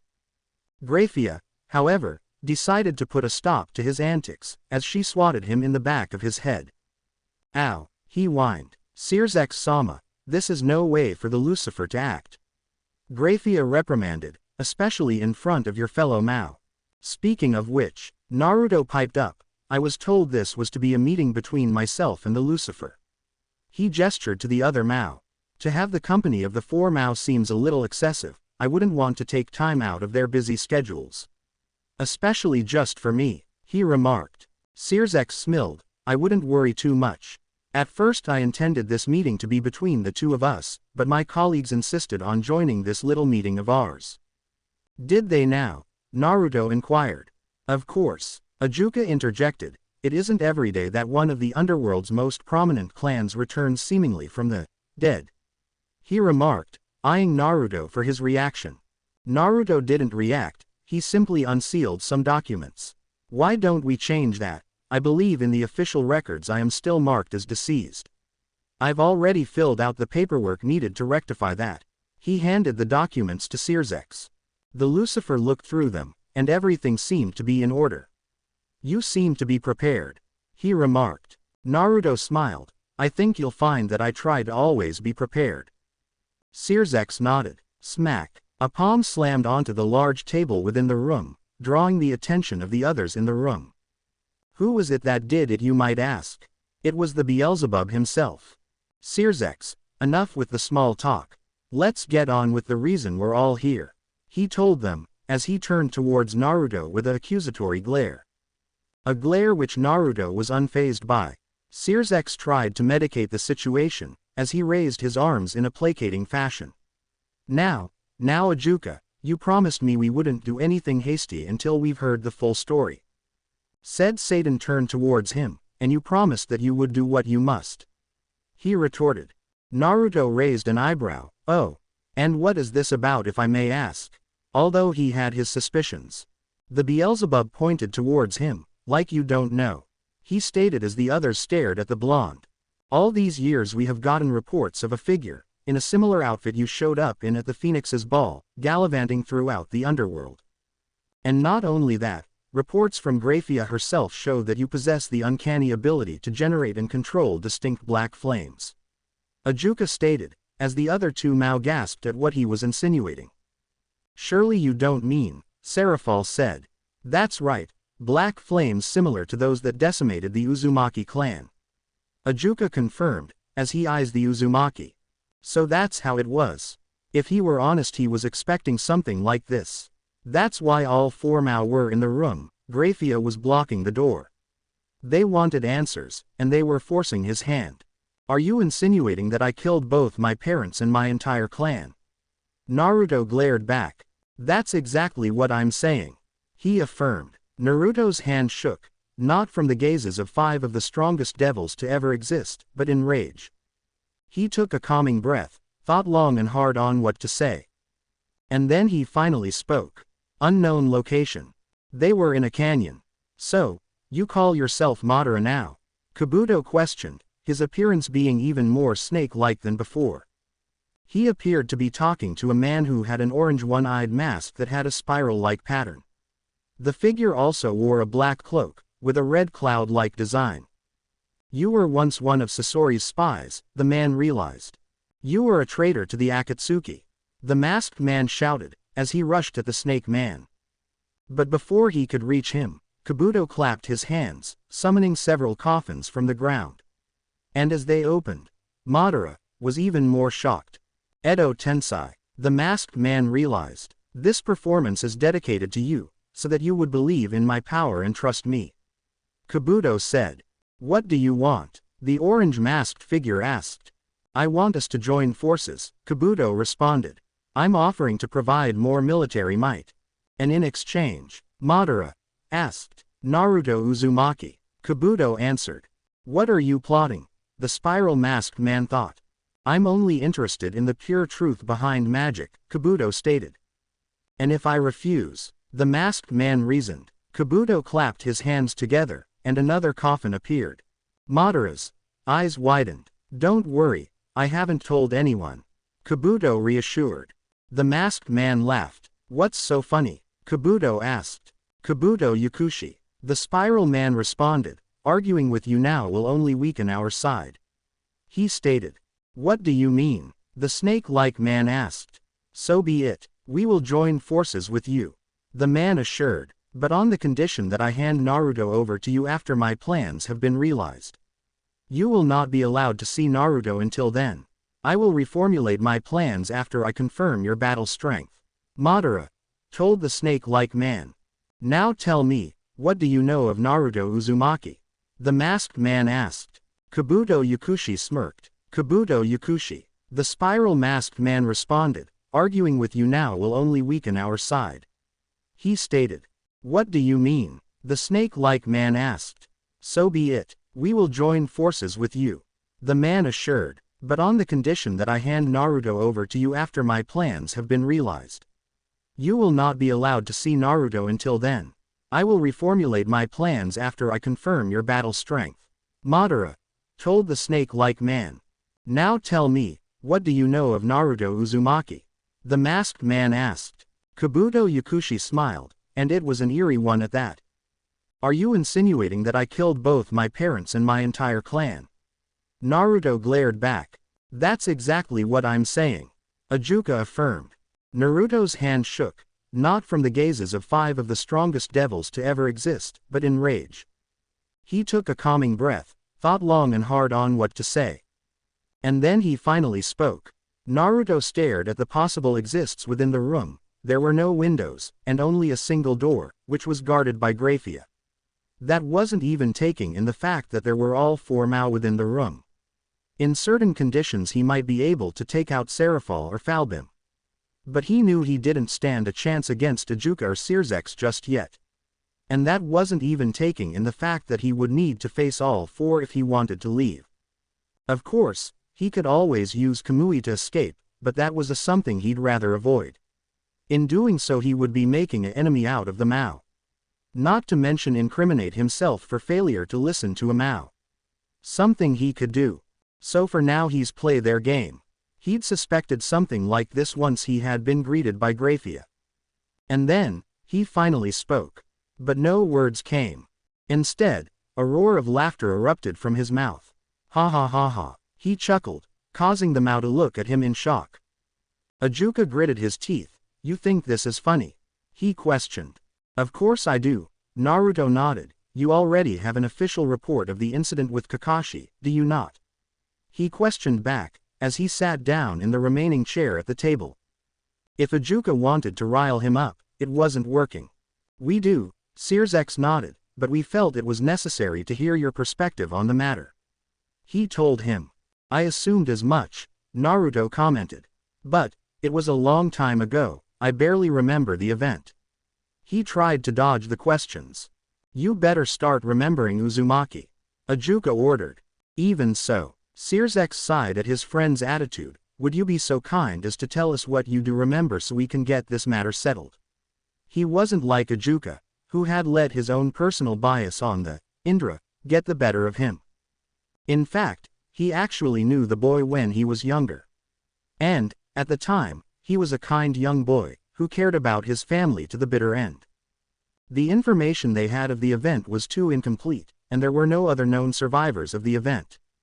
But, with the information they had now, they were only able to come to one conclusion on that night. There was a third party, and the only one with the actual information on the subject was currently in this room, right now. "Well," Naruto started, "if it's an order from the Mao, I should oblige. But I won't tell you," Naruto finished, as he closed his eyes. And as Ajuka was about to order him to answer, Searzex held up his hand. Naruto opened his eyes, with a red pointed star with a 6-pointed pentagram and a dot in the middle kaleidoscope-like design spinning rapidly. "I'll show you." Uzumaki Mansion. Flashback 8 years ago. It was a night not unlike any other. The guards were doing their routine rounds around the building. When abruptly, a black vortex appeared on the outskirts of the estate. And out of the vortex stepped out a man. covered in a strange cloak. And his face was covered, wearing a mask with a peculiar spiral-like design, and its main color was a bright orange. As he walked through the building, he made no move to conceal himself, but in the odd way he walked, it was as if he were a phantom, left to haunt the occupants within the building. And it didn't take long for him to be spotted by a Uzumaki clan member on his routine patrol. "Halt! There's an intruder within the building," a nearby guard shouted, alerting other guards within the area that there was an intruder. And it was only then that the masked man rushed at the guard who had spotted him. But any attempt the guard made to defend himself were rendered useless. It was as if the man had passed his hand right through the guard's weapon. The intruder quickly angled his hand forward, directly into the guard's chest. And within an instant a shower of blood erupted from the guard's body as he collapsed onto the ground in pain. And with all the blood loss and internal damage to his body, the guard would surely not be long in this world. But surprisingly, there wasn't a speck of blood on his clothing. The intruder just stared out at the remaining guards within the area, counting. Unaware of what was going on the other side of the estate, Naruto and his family sat at a large dinner table in comfortable silence. Joining them was Minato's very own student, Kakashi Hatake of the Hatake clan, a clan which has served the Uzumaki clan since its founding many years ago. Kakashi was a man with large spiky gravity-defying silver hair that was oriented to the left, while wore a peculiar black face mask that covered the bottom half of his face along with a headband with a silver plate that was angled to cover his left eye. "So, Naruto, I hear you've been spending a lot of time at Rias's. Anything happened that we need to know about?" Kushina asked, with a teasing glint in her eye. Naruto blushed a little, remembering the small kiss Rias had given him on the cheek. While it had been short as it may have been, it had been all he could think about. "And no, everything's good," he stuttered out. Minato smiled, playing along with his wife's games. "Well, isn't that good to hear?" Naruto nodded, trying to rein in his emotions. Truthfully, within the past few years they had been very busy, rarely making time for him. They rarely got to spend time together like this. That was probably why he spent a majority of his free time at Rias's house. When they weren't focusing on their studies, of course. Schoolwork sure body ed. But recently, his parents had been acting strange as of late. They've been having lots of visitors at strange hours, and they've always seemed to be swamped with work. Actually, this had actually been one of the few times he had seen his parents this month. Don't get him wrong, he loved his parents more than anything. But he just wished he could help them more often. It was then that the silence in the room had been broken, courtesy of one Kakashi Hatake. With the familiar sound of perverted giggling, Kushina's hair began to twist violently into 9 swirling tails. Kakashi. It was then that Kakashi had realized his mistake at not being as discreet as he might have liked. He had been so swamped with work he barely had any time to read his precious Icha. Meanwhile Minato and Naruto laughed at the scene, happy to not have been the target of Kushina's ire. Elsewhere in the mansion, monster, a red-haired man shouted as he was pierced through the stomach, resulting in another shower of blood permeating the air. And yet again, the spiral-masked man seemingly had no blood staining his clothing. He just went on the look for his next target. A projectile made its way towards his head, courtesy of a Uzumaki whose death was now imminent. But just like others before it, this projectile passed right through him as if he weren't even there. But unlike before, this projectile was an odd tri-pronged kunai. And, as it hit the ground, the Uzumaki clan member died, taking solace in that fact. Abruptly, Minato stood up, surprise evident on his visage, causing his chair to crash onto the floor, startling the other occupants in the room. Although it inadvertently saved Kakashi from a beat down. Kagami's seal just went off, Minato stated. Minato had given a few of his kunai with seal to various members of the Uzumaki clan during the war. They were only meant to be used when they were in dire need of help. Kushina looked at him in surprise. But he's in the mansion, right now. She knew that for a fact, as she had seen her fellow clan member just minutes before coming to this dinner. The two shared a look. They both knew that if someone were to activate one of his Hiraishin kunai, that it was an emergency. But if his seal went off, and he was in the mansion. For when their life was on the line, that meant that someone else was in the mansion. It was the only explanation. An intruder. But the mansion had numerous seals along the halls to stop such a thing.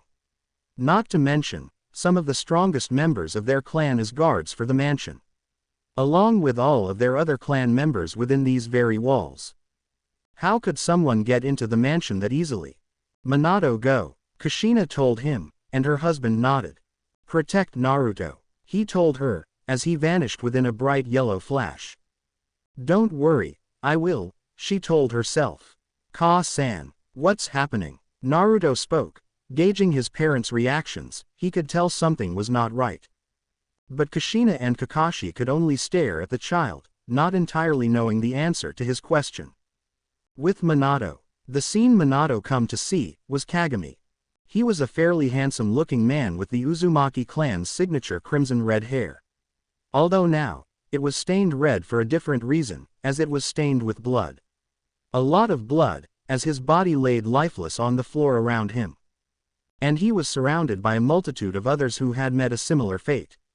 Lying in pools of their own blood with hand-sized holes in their stomach, chest, and even some on what was left of their heads. This resembled many of the battlefields during the Great War he had personally witnessed. But this was different. Instead of the many dead bodies of soldiers of both sides, this was only the Uzumaki. There wasn't a battle, there wasn't a struggle. No, this was a massacre. A presence in his peripherals made itself known, a man with an orange spiral mask. Hey, we really should talk, he told him. It was with no surprise when a kunai made its way through the air, thrown quickly by Minato's hand. Minato sent an icy glare at the man. The message was clear. Someone was going to die tonight. Boom. The whole mansion shook as Kushina dragged Naruto through the halls, with Kakashi following closely behind. Ka-san, that's father magic. Naruto pointed out, and he was right. He knew that magic signature from anywhere, and even if he wasn't a sensor, he could feel the large magical pressure his father was releasing. I'm sure he will be fine, this is your father after all. His mother tried to reassure him, but he could tell that she wasn't so sure of her own words. Boom. Another explosion racked the halls. And Kushina could only wonder what was going on. Was her husband all right? What about the rest of her family? Whatever the case, they needed to get to the safe room within the mansion, and that's where they were heading now. But she couldn't shake this feeling, that somewhere, in the deep recesses of her mind, she knew that things wouldn't be all right after this night. All the while, she heard the sound of her husband's battle around them. But as she cast a sidelong glance at her son, all her doubts and trepidations, as she looked at his worried and confused expression, she would come to realize that it didn't matter, just as long as he survived. She loved her son, more than anything. And she knew that he would bring the Uzumaki clan to new heights. She needed to protect him, it was her job. She was his mother after all.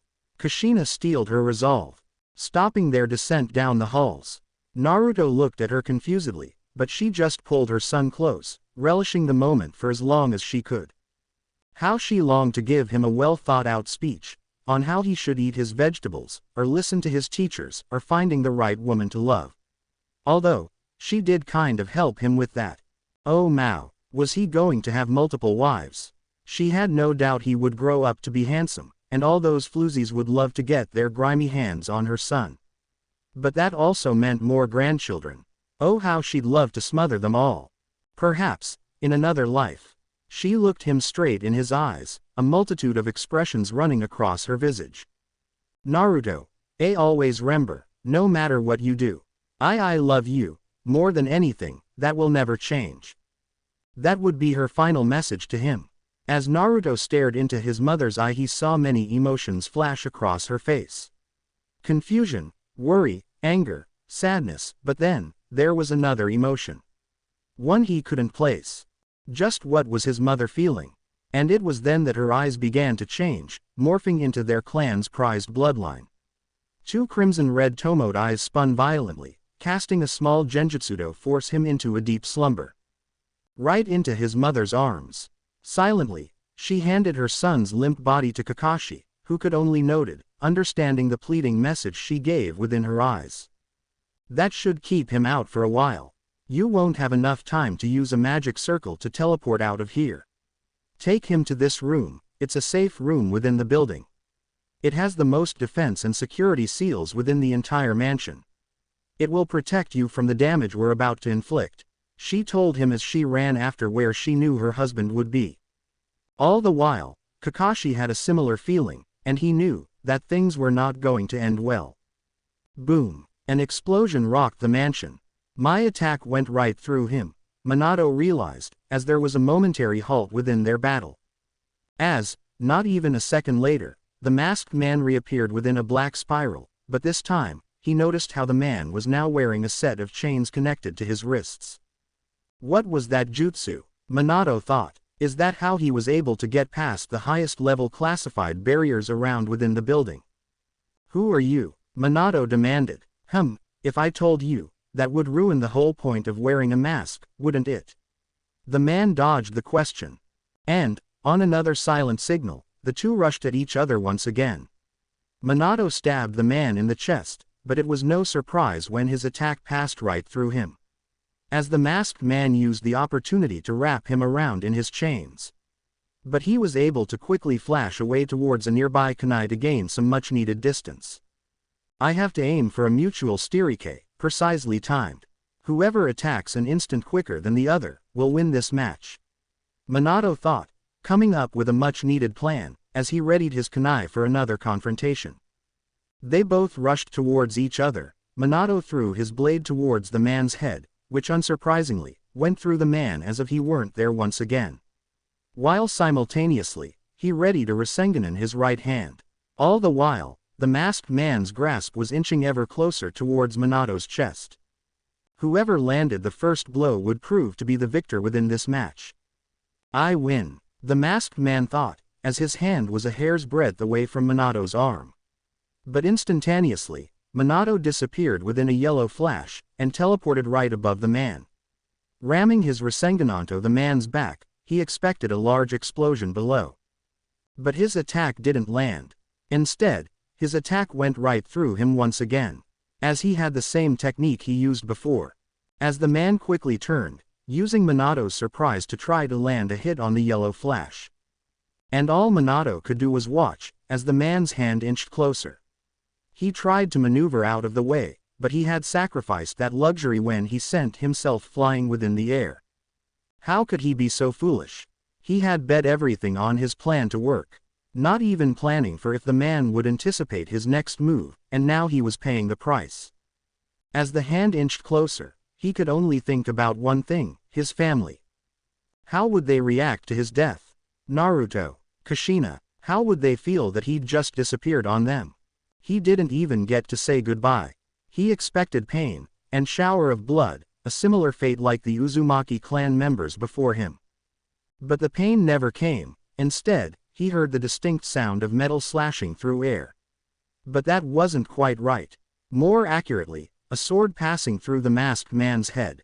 I hope you didn't forget about me, Databane. The newcomer shouted, as the masked man used this opportunity to gain some distance and reevaluate the situation. Well, if it isn't the one they call the Red Habanero. The masked man stated. And there she was, with her crimson locks framing her face, in a new battle attire that she had previously sealed on her person, and wielding a new sword the distinct color of blood, and a handle as dark as the night sky.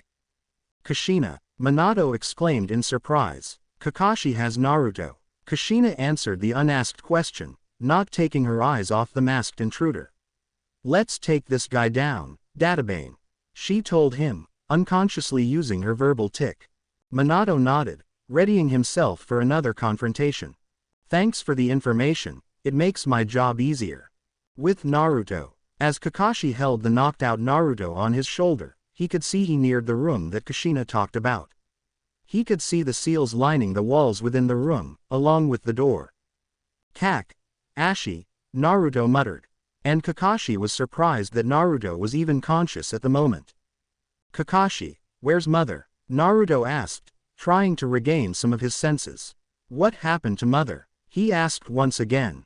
Kakashi didn't know what to do. should he put Naruto in another genjutsu? How did he escape the first one?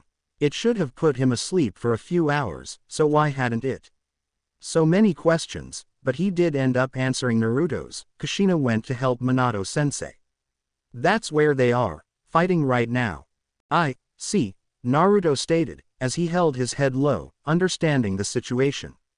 Kashi, he questioned, gaining even more of the Scarecrow's attention. Boom. Naruto slammed a fully powered Rasengan directly into Kakashi's chest, knocking the man into the adjacent wall within the room, taking the silver-haired man fully by surprise. As the man regained his senses, he was met with the visage of Naruto, with his 3 spinning Tomo, standing at the door. I'm sorry, but I can't allow that, Naruto told him as he sealed off the room. As he channeled magic on the door, fully sealing it shut. The seals around and within the room were meant to withstand the high magic attacks that devils weren't known to produce. Once activated, the seals within the room were meant to keep an intruder from entering. It also had the added effect of keeping someone locked within for a little while. Now, an Uzumaki, like himself, was able to circumvent this with their vast knowledge of seals. Sadly, Kakashi wasn't an Uzumaki, and even though his father might have taught him a few things about seals. But even so, that gave him time he desperately needed. He rushed towards where he felt his father's magic signature from earlier. All the while, he was thinking about a particular feeling of foreboding. The longer he journeyed on, the more the feeling of trepidation overtook him. He just couldn't escape the feeling that something bad was going to happen. That, on this day would change his life forever, and knew that it would be for the worse. The longer he went on, the less the explosions occurred. Many of the mansion's walls had collapsed due to the sheer amount of magical pressure his parents exerted, and all the techniques they had used. Now, the building resembled more of an unfinished construction site more than the luxurious mansion it had once been. But still, he journeyed onward. It was dark, darker than it had been before. Just how long ago had it been since he and his parents were peacefully eating dinner? The distinct smell of iron fully came toward his senses, and he felt a cold chill running up and down his spine. And he knew why that smell was so bone-chilling. Because it was also the smell of blood, and that distinct, lustrous, life-giving liquid was all around him. Along with the bodies and limbs, the pools of red liquid had once flowed through. The smell was so intoxicating that he almost wanted to throw up. He rushed towards each of the bodies, and each one he recognized. They were his uncles, his cousins, his aunts, his family. But it didn't matter who they were, because their lifeless bodies just laid sprawled out on the floor, like a dirty rag that one had left unattended. Each was a member of his clan, and each was a soul that weighed heavily on his mind, until he reached a particular body. His heart skipped a beat. It was a woman. She at one point in time had been beautiful. But now, she had a sword impaled through her stomach, a very particular sword, with a crimson blade and midnight black handle. And he recognized that hair anywhere. No, no, no, no, no. That was impossible. It couldn't be, it couldn't. He turned the body over, uncaring of the blood that now covered his hands. Time froze, the color seemed to fade from the room, and a cold chill ran through his entire body. I don't understand. This couldn't be. His mother couldn't be dead. She wouldn't leave him like this. But no matter how many times he tried to push her awake, she refused to move. Well, is this just a tragic little scene? A voice called out, and in an instant, Naruto whipped his head in the direction of where the voice came from. It was a man. He was dressed in a black cloak, with a distinct red cloud-like design and an orange spiral-like mask upon his face. Who are you? Naruto asked in shock. Well, isn't it obvious? The man asked. I'm the person who did all this. He answered, as if it were the most monotonous thing he had done that day. Naruto held his head down low, causing his eyes to become shadowed by his hair. You killed my mother, didn't you? He asked, and it was a fact they both knew was true. I did. Sadly, she couldn't even dance properly, he said, as he looked over at the red-headed woman's mutilated corpse, before shaking his head in dissatisfaction. Such a shame. And my father? Naruto inquired, as he stared at his mother's stiletto form. "Oh him. He's somewhere around here, although he's in about as good of a condition as your mother," the man answered, indulging the boy. Naruto felt a burning flame in his chest so hot that he hadn't felt anything like it before. If he had to place it to a similar feeling, he'd say it was a feeling similar to when he'd saved Rias in the familiar forest, or the shadow that had tried to attack Rias in the night. But those feelings felt minuscule when compared to how he felt now, and all of it was directed at this man. Such a shame really, and I thought they would have lasted far longer. But guess their skills have filled into these past few years. And, in the end, we're truly pathetic, he goaded, adding fuel to Naruto's burning rage. But the masked man felt like stoking the flame some more. "Oh how the mighty yellow flash has fallen. I doubt those who honored him so much would praise his last performance. In the end, your father was truly pitiful." The man's provocations were interrupted. As Naruto rushed towards the masked individual, his Rasengan's pale blue glow being the only thing that lightened up the dark room. However, the masked man easily dodged his assault, outstretching his hand for a simple counterattack, as he had done for countless others of his clan. But instead of his hand going straight through him like others before him, the man just sent a swift punch to his solar plexus, stopping his attack, before quickly thrusting a violent kick to his stomach, knocking the wind right out of him and sending him careening back. "That attack, it was your father's, was it not?" the man asked, recognizing the attack from his previous battle. "How could you expect such a technique to defeat me if your father wasn't able to pull such a thing off?" Meanwhile Naruto just laid there, on the floor, performing an odd mixture of gasping for air and coughing up blood from the two violent blows. Absent-mindedly, he could feel his insides slowly healing from the attack. The world just seemed so dark, withdrawn from the color he once knew. It was like the light within his life had been snuffed out. It was like this was all a dream, no, a nightmare, one he would never wake up from. But he knew that that wasn't true, that deep within his psyche, when he would come to wake up the following morning, he would come to realize that this whole ordeal was nothing but his new reality. And honestly, he just felt numb. Like his reality hadn't set in properly just yet. I don't understand, why? Why did you do all of this?" Naruto whispered, lifting his head up slightly to look at the man, although his eyes were still shadowed. "Why?" the man hummed, that is an interesting question, well I suppose," and Naruto could feel the man's small smirk behind his mask. "I did this because of you," the man answered.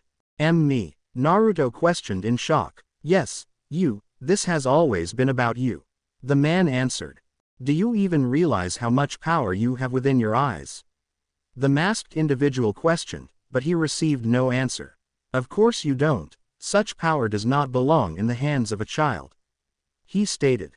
So that was it. All this destruction, all this needless slaughter, his parents' lives. All of it was for his stupid eyes. Well, if this man wanted his eye, he'd show him just how powerful they really were. "I've been needing a new set of eyes." The man held his hand over his covered left eye. "I've lost this one a while ago, and I might as well replace this one while I'm at it," the man stated, as if it were just a menial chore. "Now, let's get on with it, shall we?" the man asked, as he began to slowly walk towards Naruto. But the boy, in a moment of harsh clarity, and the knowledge that, as of right now, he didn't stand a chance against this man, he jumped back, to the other side of the room, right near his mother's corpse once again. But not before grabbing the crimson blade that had been impaled within his mother. He looked up for the first time in their entire conversation, showing his eyes, but instead of the three tomo he may have expected to see in his reflection, his eyes had morphed into a six-pointed star, with a pentagram-like structure in the middle. And he spoke one final sentence as he gazed at the man of his eternal ire. "Begone. Within the flames of my despair, Amaterasu." And with that final word, the entire building would soon be engulfed within a sea of black flames. But, for only a second, it was as if he saw the man disappear, within a black spiral. Present, Naruto's eyes finally closed, and, in an instant, they were returned to the room they had been in. But in truth, they had never really left. That left them out to marvel at the illusion Naruto had used. It was quite powerful, although had they really wanted, they could have released it without too much difficulty. And that's how I remember it, Naruto stated, and there was a silence within the room. Sniff, sniff, Seraphal cried, as crocodile tears fell from her eyes, causing the other Mao to look at her strangely. What? It was just so sad. She reasoned. Be that as it may, it leaves a lot to be determined. Sirzex said. Yes, quite a convenient story, I might add. Ajuka stated, as he looked straight at the resident Uzumaki. Naruto titled his head in confusion, and what would you like me to do about it? He asked. You only know as much as I do. He stated. But how do we know you're even telling the truth? There certainly isn't any evidence left for us to check, you certainly made sure of that fact. Ajuka stated. Naruto snorted. Easy. You can simply ask Kakashi to verify the story, I'm sure you've already read his report on that night. Verification of this story aside, Falbium interjected, speaking for the first time during this meeting. I'm more concerned about this masked man within your story. It is indeed quite troubling. The Lucifer nodded. We currently have no certainty of this man's motives, nor his identity. Sirzex turned towards Naruto. Are you sure you haven't left anything out? Naruto shook his head. I have a few theories but nothing concrete as to who that man's identity is. But I have no doubt that the man survived, he was strong enough to kill my father after all. I expected as much. Sirzex sighed, but he instantly changed his mood as he clapped his hands together. Well, why don't you head home? It's been a long night for you, he told Naruto, sporting a comforting smile. What? Sirzex, we still have much to discuss, you can't possibly let him leave now. Ajuka argued, but Sirzek's gaze firmly shot him down. You're right, we do have much to discuss, Sirzex repeated, however Naruto has done what we've asked of him, and now it's time for us to reflect on what we have learned. So, Naruto, you may leave. And besides, he turned towards Naruto, I don't think you want to keep my little sister waiting. He said with a teasing glint in his eyes. Naruto ignored the look and nodded, he knew the man was really just wanting him to leave so they could talk about what they've just learned. And if a Mao asked you to do something, it was in your best interest to listen to them. So, he'd plan along, for now anyways. Sirzex had a small smile as he leaned back in his chair. Ajuka turned toward him, with a frustrated look on his face. Sirzex, what the hell? The Mao asked, acting totally off character from his usual composed self. Sirzex stared back at his normally calm friend with an amused expression on his face. You know, Ajuka, I'm not so sure what I know what you mean. Ajuka's eye twitched. You know exactly what I mean, he argued. Naruto's story matched up with the story we'd received from Kakashi right after the Uzumaki clan fell. Sirzex added, I saw no reason to keep him here any longer. And as their eyes met it was as if the temperature in the room dropped by a few degrees. But as quick as the change came it had subsided. Ajuka, don't you think you're letting your own personal feelings on this matter influence your thinking? Sirzex asked, and, after a long pause, he was met with an answer. Maybe, the Green Satan relented, but know as well as I do what he's capable of. He reasoned. Sirzex caught what he was referring to, and nodded. I do, which is why I know he can be a powerful asset in the years to come. He reasoned back. You can't really believe that, after what the last one did. Ajuka told him. I do, Sirzex affirmed. The two stared at each other for a while, before Ajuka asked Tithe unasked questions. How can you be so sure? How can you trust him so easily? Ajuka asked. It does seem rather puzzling. Falbium interjected, who had previously been watching the entire conversation before him. And the other, Bubbly, Mao nodded in agreement. Sirzex sat in silence, before he finally raised an eyebrow. Whatever gave you that impression? I trust in his work, that is all. But Naruto Uzumaki is still an unknown. A mystery, one I fully intend to uncover. He said, fingering the previously used business card. I just thought we should stop pressuring him. It would get us nowhere, after all. He was fine. Reliving that awful night hadn't affected him as much as you might expect. He was going to be okay, he was over it. He had made peace with it long ago. So, why the hell was his hand shaking? New Uzumaki Mansion. After the building's destruction, which was partially his fault, the Uzumaki Mansion had been rebuilt. Officially, it was to be a monument of sorts to the fallen Uzumaki clan. But, with his reappearance, people will believe the actual reason was for it to be a proper place to live once he re-emerged. These reasons were both false. The real reason for the reconstruction of the building served one purpose: it was a decoy. Similar to how it was when his mother had been clan leader. But in reality he had several safe houses scattered across several dimensions. Now, owning several pieces of property was nothing new for a devil family, with many clans having several vacation homes in luxurious areas. But his purposes were different. Because instead of luxury he was after something else: security. If any of his plans failed, or he just needed a place to go to for whatever reason, he could always go to one of his many safe houses. While many would just assume his main place of residence was just in the allotted portion of the underworld owned by the Uzumaki clan. It also helped that he had an official address. That meant gaining allies would be much easier because they knew where he would be. It was a win-win for everyone. Naruto's office within the new Uzumaki mansion. Naruto's office was a standard office, considering he had rarely used it. With a desk, a window he could look out when he needed to think, a few bookshelves with books he might read occasionally, along with a few small couches and chairs with a small table he would use to talk with guests. That was the image he was greeted by once he appeared within the room from a black spiral. Well, that, and an orange fox, laying lazily on his couch. Kurama, he greeted, as he sat down at his desk. The fox just opened one of its eyes lazily. So, how was your meeting with the underworld's very own leaders? Kurama drawled. Naruto shrugged. Nothing I couldn't handle. They asked me the expected questions and I answered most of them truthfully. Kurama raised an eyebrow, something which he didn't entirely know was possible for a canine. And you would lie to your mouse so easily? He asked. Naruto scoffed at the statement, but explained himself. I didn't lie to them, I just didn't exactly tell them everything they wanted to hear. About the masked man, Kurama concluded. Yes, Naruto answered, I neglected to inform them of one simple detail. But now that he knew all he knew, he had come to one conclusion. That man, the man who had both massacred his family and killed off his parents, was an Uchiha. It was the only explanation for why his prowess with what he now knew had been the Sharingan was so high. To the extent that only a descendant of Indra Otsutsuki could pull it off.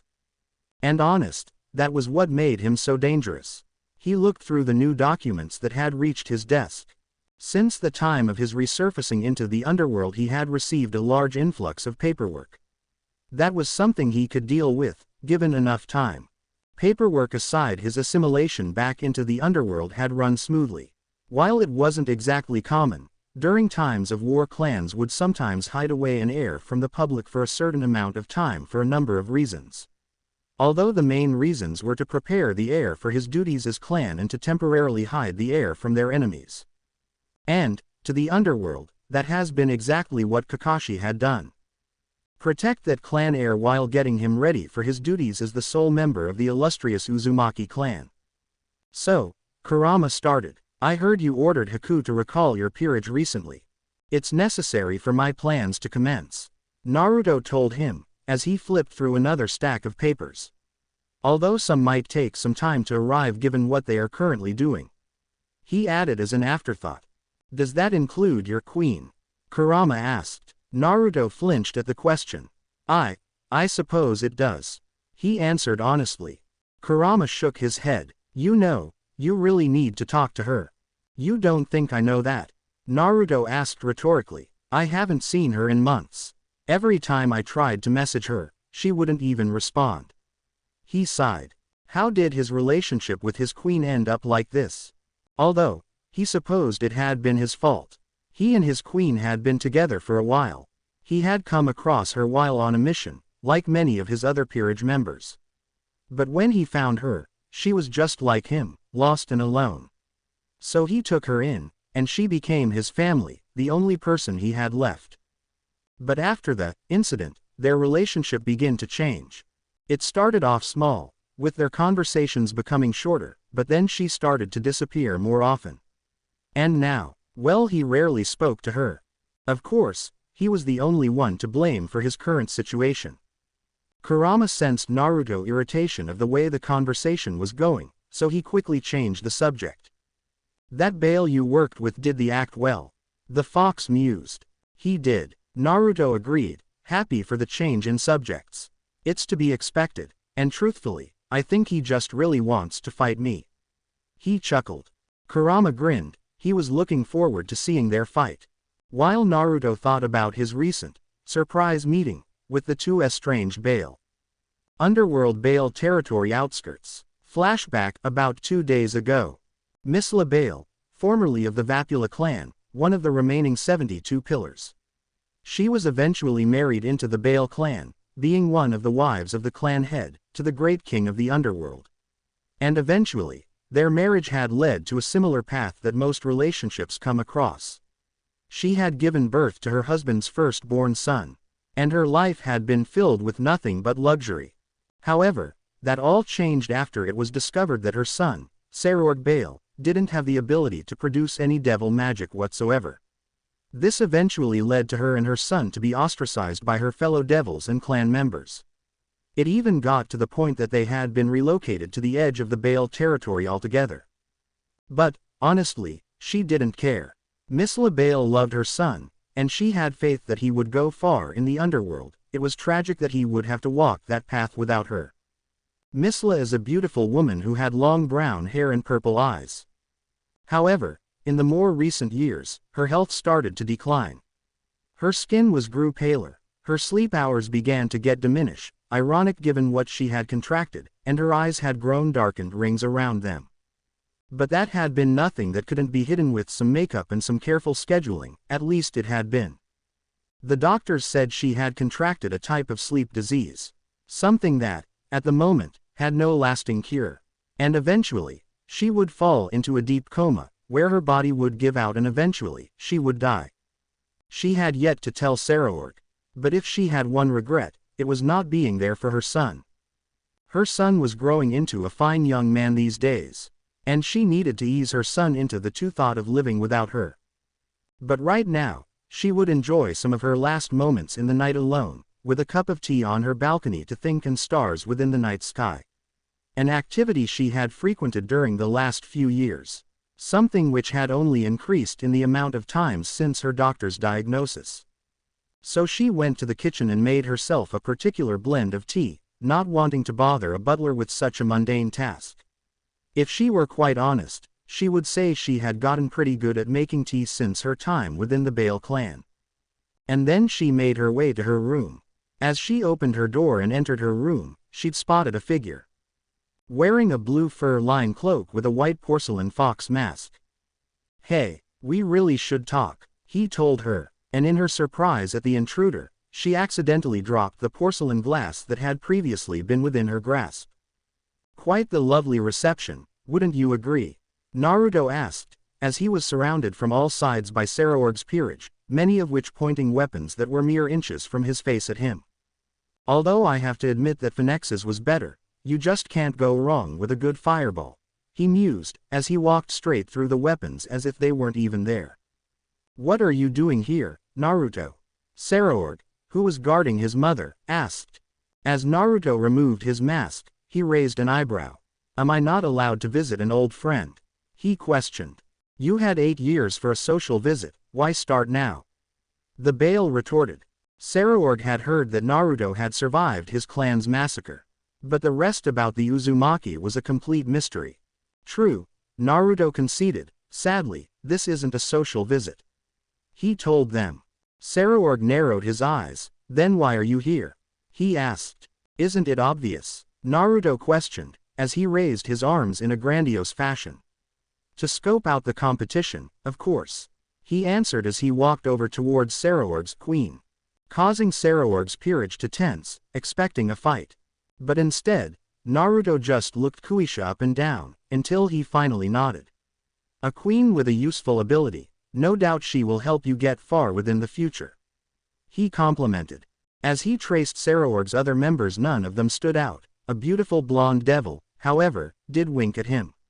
Until finally, his eyes landed on a young-looking boy with spiky orange hair and golden eyes. "If it isn't the Nemean lion," Naruto commented, and the others in the room had their eyes widened. How could this man know such a thing? It was supposed to be a secret.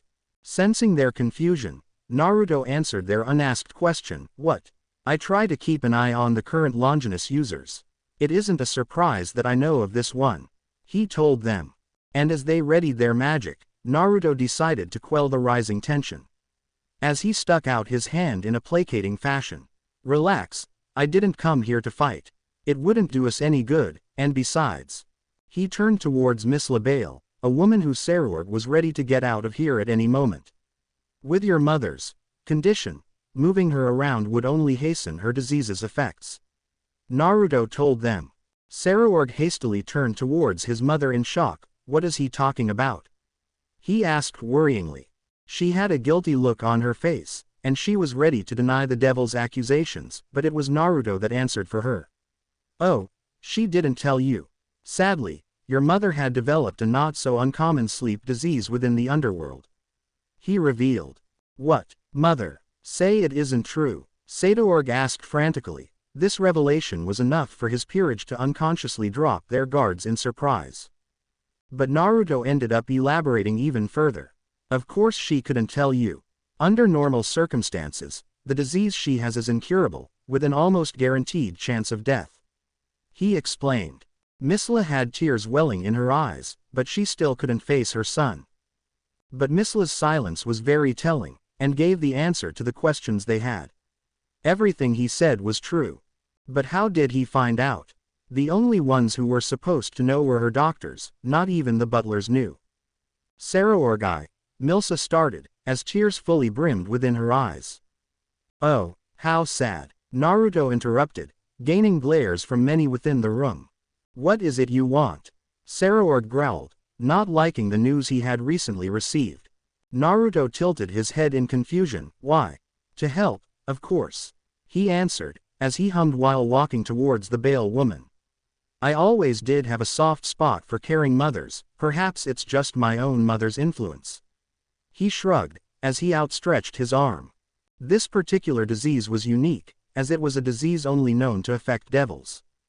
This disease was only known to affect the body's magical system, and it would gradually reduce the carrier's magic reserves, to the point of non-existence. Depending on the devil's initial reserves, the carrier could have the disease for years without even knowing it. That was probably the reason for her son's lack of magic within his body. She'd probably had the disease since before her child's birth. And Saroorg's lack of magic was likely another unfortunate side effect of the disease. But as he was saying, once the carrier's magical reserves had decreased to a certain point, their body starts to deteriorate. Ironically, their sleep would also start to lessen, although this was due to their body's natural reaction to combat the disease. Eventually their bodies would give out, and with the lack of magic within their systems, their bodies started to shut down, leaving them within a coma-like state to prevent the condition of the carrier from getting worse. And that would be the fate Misla would soon receive. But that was, of course, had he not been able to stop it. How, you might ask? Well, the answer was simple. The disease solely affected the devil's magical system, not their bodies, although their bodies would be affected as a side effect. But as of right, Misla's body hasn't given out. That meant it was well within his domain. He focused, tapping into a small portion of the wellspring of power that resides inside him. The power that gave him complete control of imagination itself. His Mangekyo spun violently, and his outstretched hand began to glow an eerie white. And had you not been blinded by the light, you would have seen a black, moon-like mark appear on his outstretched palm. He walked over and laid a single finger upon Misla's forehead. The change was near instantaneous. Her once pale skin became much tanner, and her once hidden bags under her eyes began to lessen. But the biggest change was in the back of her mind. She no longer felt the intense complement to sleep. It's gone. She stuttered in surprise, not comprehending the situation. Saruorg immediately wrapped his mother in a warm embrace, being careful enough to not crush her. He turned back to his old friend. "Thank you," he told him. Naruto shrugged. "Don't thank me, it's not like I won't be getting anything out of doing this," he stated. None of them noticed, but his skin was slightly paler from the stress of the technique he used. Saruorg narrowed his eyes, but he was willing to give up anything for his mother. "What do you want?" he asked.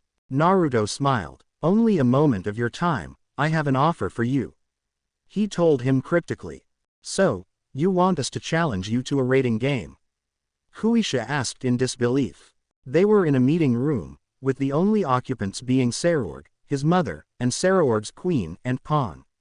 Naruto had placed silencing seals within the room, so nobody else could hear their conversation. "You're correct," Naruto affirmed, "everyone has their part to play, and this is yours," he told them. "The Bail don't partake in treason," Misla told him. Naruto only laughed, finding irony in that statement. "Don't they? Do you have any idea just what your husband has done over the years?" he asked cryptically, and he turned towards Saruorg. "And besides, this is a decision for your son. And we both know what he will do." "And why is that?" Misla asked as she narrowed her eyes. "Because everything he's ever done is for you," Naruto answered. "He fights for you, he trains for you, his only goal in life is to have you gain back the prestige you once had," he revealed. Misla turned towards her son, surprise evident on her face. "Saruorg, is what he's saying true?" Saruorg looked away in shame. "I just wanted you to have the life you once had, the life you lost because of me," he told her. Misla reached up to cusp her son's chin. "Son, you don't have to do that for me," she told him. "Isn't this sweet?" Naruto sighed in recollection, "And she'll get everything she once had if you accept my deal. And if I somehow fail, you two won't be linked to any one of my plans. There isn't even any risk for you being involved. Honestly, it's a win-win." "That isn't your choice to make," Misla glared. "It isn't yours to make, either," Naruto told her. "And besides, I haven't even told you the best part yet." Saruorg raised an eyebrow. "And what's that?" he asked. Naruto smirked. "What if I were to tell you there is a way for you to gain your clan's power of destruction?" Occult Research Club building. Present. Rias Grimori wasn't happy. She hadn't been in a while. She'd found out her long-dead friend was alive and well. But then he'd tried to push her away, and she'd relented. And then her apparently second fiancé, a man she hated with all her being, had come to tell her about her impending wedding, which would happen unless she were able to defeat him within a rating game. So naturally, she'd summoned her once thought dead friend, with cards given to her by said friend's talking fox, and hired him to train her in her peerage. Things seemed to be going smoothly. She'd been acquainted with some of Naruto's peerage members and even befriended Naruto's knight. And then she'd overheard a conversation between said friend and her queen. This time it was her who'd pushed him away. Although, to be fair, she needed to work on strategies for her impending rating game match. And then came time for the rating game. And no matter how well they'd fought, it wasn't enough. They'd lost, and she'd have to marry Riser. But then, during the ceremony to celebrate their impending wedding, the ceremony was crashed by her friend, Naruto Uzumaki.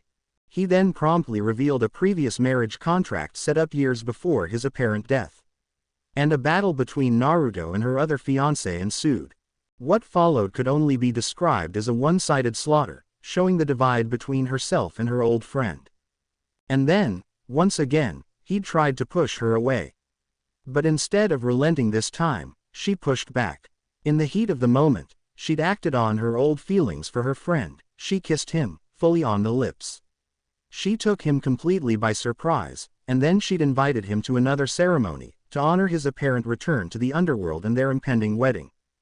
She still didn't know how to feel about that. Which surprisingly, he'd come to. They'd talked, they'd danced, and it felt like old times, happy times. Her queen had approached them, seemingly trying to bury the hatchet with her friend. Then they'd been separated, and he'd seemingly disappeared. She'd tried to wait out within the hideout in which she'd found him. But he'd never come back. None of them went back. Worse was that her queen wouldn't tell her what they'd conversed about. But she could still sense the animosity her queen held for her friend. Her friend, or more accurately, her fiancé, which was nowhere to be found. Just where the hell was Naruto Uzumaki? With Naruto. Naruto stared across the table at two familiar faces. One was a man with golden blonde hair and blue eyes that were similar to his own. The other was a man with red hair and greenish-blue eyes. This was the lords of houses Phoenix and Grimori, two very powerful and influential devils in the underworld. And the two of them were in his house with him, although specifically in his meeting room within the new Uzumaki mansion. And had he looked behind him, he would have seen his loyal knight Haku, watching over them. This was an important meeting after all, in more ways than one, and he'd elected to have at least one servant should things turn awry. The two clan heads stared back, but neither of them said a thing. That was, until Naruto broke the silence. Lord Grimori. Naruto nodded as he leaned over the small table and shook the red-haired man's hand. It is nice to see you again. I know it has been quite a long time since we have met in a setting such as this. Zeotokus Grimori smiled. Indeed it has. Although I believe the last time we met in such a formal meeting was about 12 years ago, he smiled a bit in recollection. You did make quite the impression back then, he commented. Naruto too smiled at the memory, recalling his initial meeting with this man and his family. I remember the day quite well, and I hope I have matured quite a lot since then. He told the man. Of course, Zeotokus said. And from what I can tell, you've grown into a fine young man, one that I'm sure Minato would be proud of, he complimented. Thank you, Naruto replied. And it was not long after that Naruto turned to the other man in the room. Lord Phoenix, he greeted, as he went to shake the blonde-haired man's hair. Lord Phoenix, or Ruval Phoenix Sr., had many characteristics of his clan. From his spiked blonde hair and eyes, he looked like an older version of his son. He even wore a similar red coat suit, although his was fully buttoned with a matching tie to give off a more refined aura. Naruto, the Lord greeted back, and if Naruto showed any discomfort at how he was being addressed, he didn't show it. When I witnessed you return to the underworld, I must say it was quite the surprise. He commented. Yes, well, truthfully, I hadn't intended on my arrival to be so dramatic, Naruto commented, as he bowed his head a little. I would like to apologize for any disrespect I might have caused you or your family. He stated. Nonsense, the Lord shook his head. You were well within your right to do what you did, and the result of the match is no fault of your own. You both fought valiantly, and truthfully, I'm quite happy with the result of the match. Naruto raised an eyebrow. Is that so? He asked, as he sat down within his chair. The Phoenix side, Riser, has become quite problematic within the past few years. That is why we're hoping that with the result of the latest rating game, it could set him on the right path. Well, let's hope so. I'd like to see him in the Young Devils tournament, Naruto said. You're entering the tournament? Zeotokus asked. Of course I am. It is open to all high-class young devils, is it not? Naruto inquired, as he silently signaled towards Haku, who then silently left the room. Yes, I suppose it is, Zeotokus relented. I'd just assumed that after your upcoming match with young Saraorg, you would start to slow down. Naruto nodded. Your reasoning is sound, he conceded. However, I believe you should perish that thought. I've always been of the mind that once you have the capability to do something you believe in, you should perform whatever it takes to accomplish it. There is no sense in waiting, for you should always strike while the iron is hot. He then turned towards Lord Phoenix and asked, do you not agree? The Lord rubbed his chin in thought. I suppose I would have to agree, although there is some sense in patiently waiting for a better time for such a task. He reasoned. I must have to agree with Lord Phoenix, Zeotokus added. Naruto eyed the two for but a second before a roar of laughter erupted from his voice, one full of mirth. I suppose I should have expected such an answer. Naruto stated. I must say, my father's description of you was quite accurate. Oh, your father spoke of me? The Phoenix inquired. Naruto was about to answer, but was interrupted as the door opened. Haku approached the table, this time hauling a cart in her wake. Naruto watched as she poured him a cup of tea. "Thank you, Haku," he stated, as he gave her a genuine smile. "Of course, Naruto-sama," Haku said. She bowed curtly towards her master. She then went on to pour the two lords a cup as well. "I thought it would be best to have some refreshments while we discuss things. And my servant, Haku, makes quite the delectable brew," Naruto reasoned, as he gingerly brought the glass up towards his mouth to drink. It was not long after that the two lords did the same, and a pleasant smile graced their lips. "Yes, this is quite delicious," Zeodicus agreed. Lord Phoenix's reply was drawn out, as he took some time before he spoke. "Yes, I suppose it is," he mused. "Tell me, that servant there, she's your knight, the one that fought my son's queen, was she not?" he asked. "You have quite the good eye, Lord Phoenix," Naruto complimented. "Yes, I suppose she is," he affirmed. "I had thought so," the Lord nodded. "She had quite the impressive ice magic," he complimented. "Such control in the element is rare these days." Haku bowed. "Why, thank you, Phoenix-sama, your words are most kind. While we are on the topic of your knight," Zeodicus piped up, "I couldn't help but notice your knight as quite beautiful. Might I inquire as to your relationship with her?" he asked blatantly. Haku was able to keep her impassive visage at the unasked question, but she couldn't help the light dusting of pink that grazed her cheeks. Naruto, however, didn't catch what he was implying. "Whatever do you mean?" he asked, with a raised eyebrow. "Well, merely asking because of your impending marriage towards my daughter, but," Zeodicus paused to formulate his words carefully. "Should you enter a relationship with any other women, I feel as if you decide to do such a thing, I, as clan head, should be entitled to know. You are aware that it isn't exactly uncommon for devils of high standing to take multiple partners." It was true, and even though Zeodicus loved his wife, Venelana, he too had his own harem he'd occasionally bed with. "I see. Well, as of now she is strictly a servant within my peerage," Naruto answered, not fully interested in the matter. "We seem to have gone off topic," Naruto stated. "What were we discussing earlier?" "I believe we were talking about my late friend Minato, may his soul rest in peace," Lord Phoenix reminded, as he threw in the devil equivalent of a prayer for his deceased friend. "Ah yes," he nodded in recollection. "Truthfully, my father rarely spoke of you or his former clan. Although he stated that you were a model example of what your clan aspires towards, and that the Phoenix clan is among some of the most honorable and honest devils within the underworld," Naruto informed.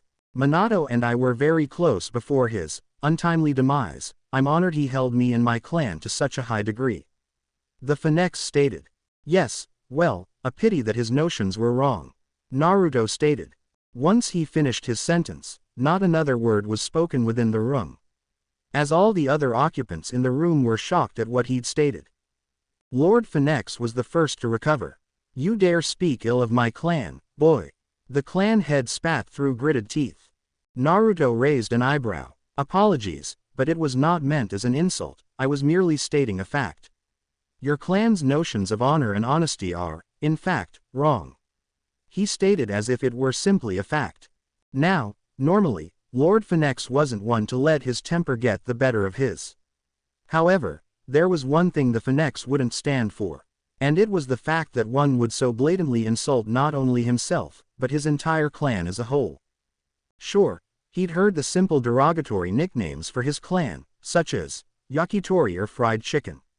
But with how Naruto could affront his clan so callously with such a disinterested look on his face clearly set him off.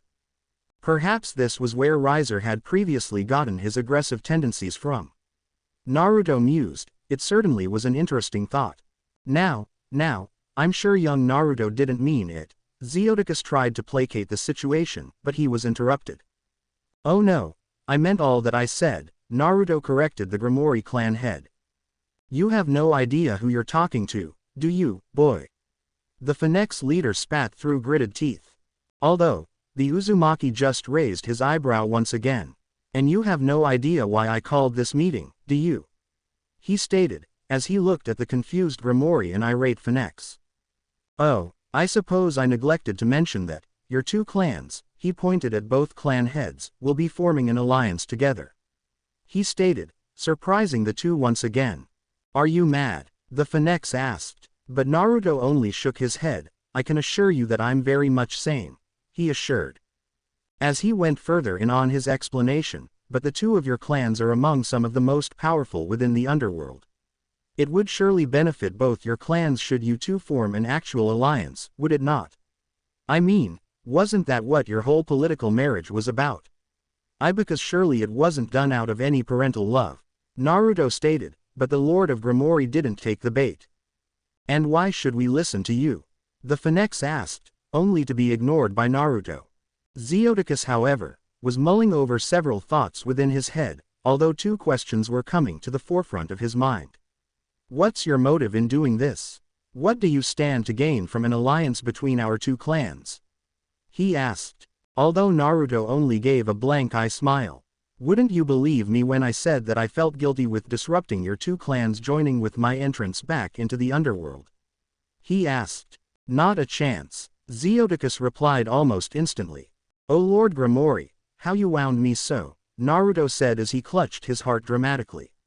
And to think I might have even thought of you as a father one day. But Zeodicus only gave a short snort in rebuttal. Cut the dramatics, I saw that enough with Minato and Kushina back in the day, he stated. It was only then that Naruto straightened, as he lost his ever-so-fake smile that was plastered on his face. Let's just say that I wish for a more united underworld. And this is one step towards that direction, he said cryptically, as he twirled his finger through the empty glass. Be that as it may, Lord Gremory got up to walk away. I believe this meeting is over. I agree, Lord Phoenix also got up, we've entertained this farce long enough. Naruto frowned. I wouldn't do that if I were you, he warned. The Phoenix turned back. And why is that? He asked. Because Lord Phoenix, Haku handed Naruto a few photos. These photos will be released to the public if you don't. He placed the photos on the table, and the two gasped. You can't be serious, Zeodicus muttered out in surprise. Lord Phoenix's face went pale. This is, he spoke. Documented photos of honest Phoenix, your predecessor, deliberately aiding the old Satan faction during the Civil War. Naruto finished. You cannot be serious, Ruvel muttered in surprise. Ruvel, tell me it isn't true. Zeodicus questioned his old friend. I can assure you it is, Naruto told them. Rival's predecessor was quite the cowardly man behind the surface. And in the Civil War, he wasn't quite sure that which faction would win in the end. So he did the only thing he could think of, pretend to ally with the new Satan faction while simultaneously giving the old Satan faction both information and Phoenix tears. He explained. Of course, Honest later died in the war, and his successor, Ruvel Phoenix Sr., later took the position of clan head whilst ending his clan's former dealing with the old Satan faction. It's a rather noble tale on his part, Naruto stated. Of course, the underworld won't see it that way. Ruvel looked back at the Uzumaki. You intend to go to the public about this? The Phoenix clan will, he was interrupted. The Phoenix clan's reputation will be ruined. And in the best case scenario, your clan won't be disbanded, but the Phoenix will forever be known as traitors. Naruto finished. Rather ironic, don't you think? He mused. You'll. Lord Phoenix's rage only grew, as the photos in his hands burst into flames. Naruto only sighed at the Lord's childishness. You want to know the good thing about having your entire estate burning down? He asked them as he handed him another set of photos. You learn to make a lot of copies. He answered for them. This is extortion. Ruvel stuttered out. That's exactly what this is, Naruto smiled. I thought we'd skip all the political crap you clan heads throw in and get to the point. He told them. But if your two clans were to align, the papers he was holding burst into flames. The photos will never see the light of day, Naruto assured. Naruto, you cannot be serious, Zeodix said in disbelief. I am, he affirmed, and it's Lord Uzumaki. He told them, as he turned toward the red-headed man he asked. Now, Lord Gremory, what are you going to do now? Zeodicus began to stare at the young Uzumaki. At first, he had gone to this meeting purely for entertainment purposes. He'd thought Naruto was more like Kushina, who was far too brash for the strategic game that was politics. But Naruto, he was much more like Minato than he seemed. They accepted this meeting simply to satisfy their own amusement. None of them expected to be backed into a corner like this. Did Naruto have information on his clan as well? He doubted it would be as detrimental as what he had on the Phoenix. But then again, he would never think his friend's clan would do such a thing. Was that Naruto's plan, to invite them both and reveal his friend's clan's treachery right before they formed an alliance? Had Naruto known, Lord Uzumaki, Lord Grimori corrected within his mind. Had he known that we were already planning on forming an alliance between our clans to begin with? He thought. Was it that he wanted to sow a seed of doubt within them? Was that it? Or was it something else? He wasn't able to even remotely pinpoint the Uzumki's intentions. They were just so unpredictable. Idly, he wondered what someone would have to go through to become a monster like Naruto Uzumaki. Flashback 8 years ago. When he came to, he had woken up in an air pocket within the broken building. He could faintly hear the voracious black flames devouring his house outside, burning everything they touched. He didn't know how long he sat there, covered in dust from the debris of the collapsed building and marred with the dripping deep crimson liquid that had covered his mother's lifeless corpse. Not long after, his mother's body began to fade away. They were beings composed entirely of magic, and unlike humans, they didn't get to go to heaven or hell. They just faded, becoming one with the world's magic. Some saw it as some sort of spiritual ascension, a sort of afterlife for those who were uncared for in this world. They become one with the world itself. But he knew different. It just meant that you would leave nothing behind, that you were forgotten. And so, he just sat there, tears freely flowing down his one good eye, while the other leaked only blood. His only comprehensive thought was but a whisper that was drowned out by hollow roars of the flames around him. I get it now, I'm in hell. 1 year later.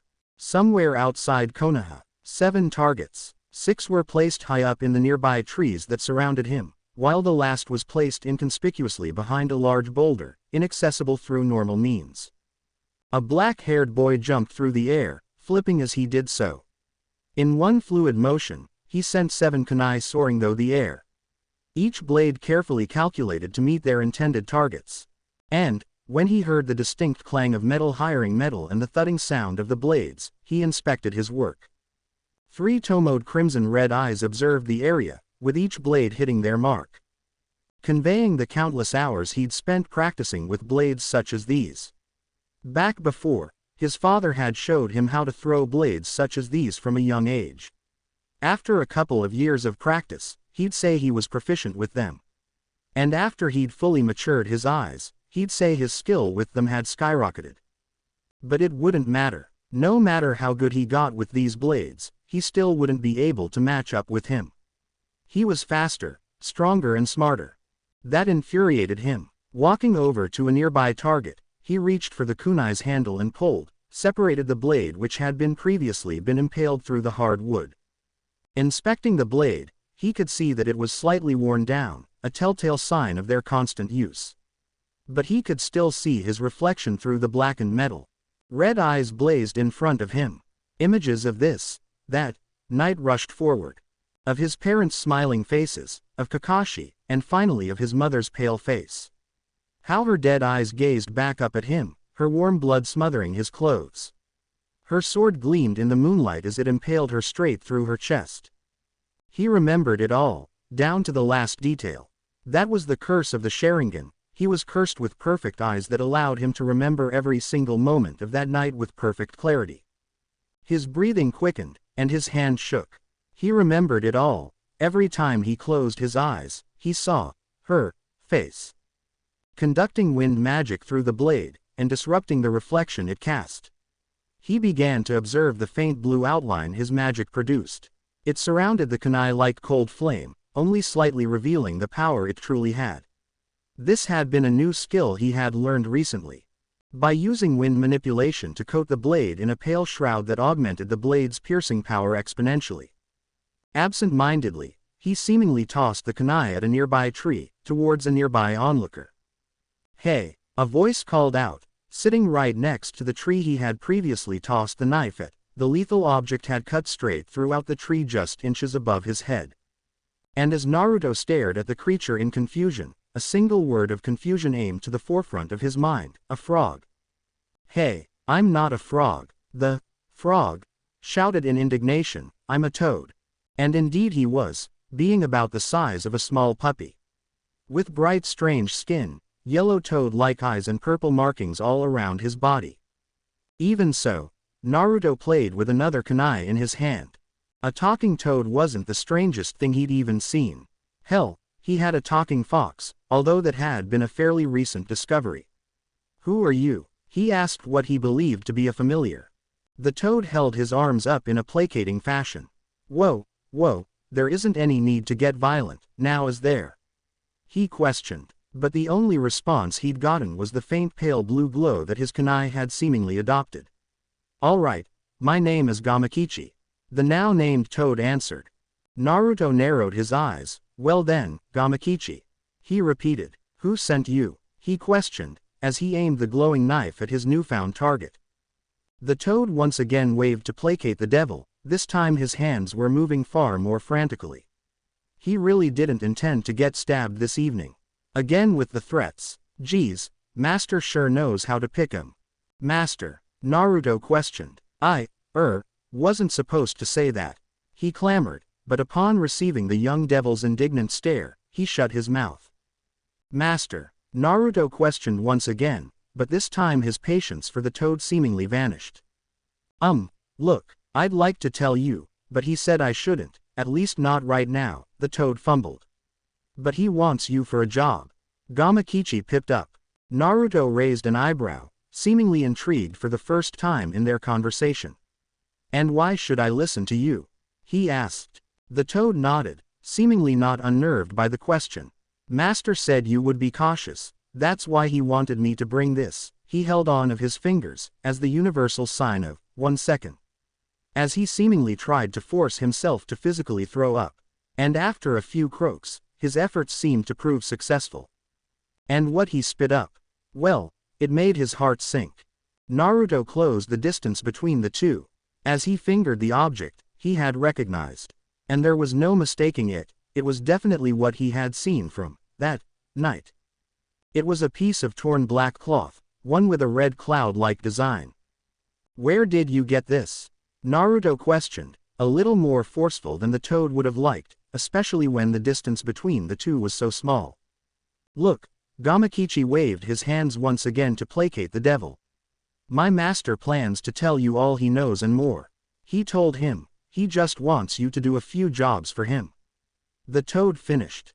Naruto looked back at the toad, as he had previously been enthralled by the piece of torn cloth within his hands. "Jobs? What kind of jobs?" he questioned. "Just a few jobs my master need to get done. And he's even given you a day to decide if you want to accept or not." The toad explained, as he hopped off, but not before adding, "Come back here tomorrow, same time, if you want to accept." He added, seemingly happy to be able to get away from him. But not before he'd left a manual folder where he'd previously been sitting. But Naruto made no room to grab it, as he was once again entranced by the broke piece of torn cloth. One way or another, he'd be getting some answers.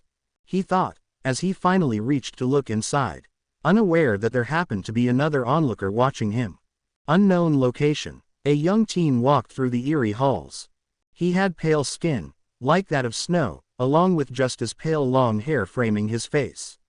He had jade green eyes and on his forehead were two distinct scarlet dots, which marked him as a member of the Kagaya clan of mad demons.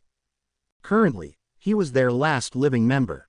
He wore a long-sleeved, loose-fitting, lavender shirt with a white yin-yang symbol at the bottom and black pants, wrapped at the bottom, and shinobi sandals. And around his waist was a long purple rope, a symbol of his allegiance to his master.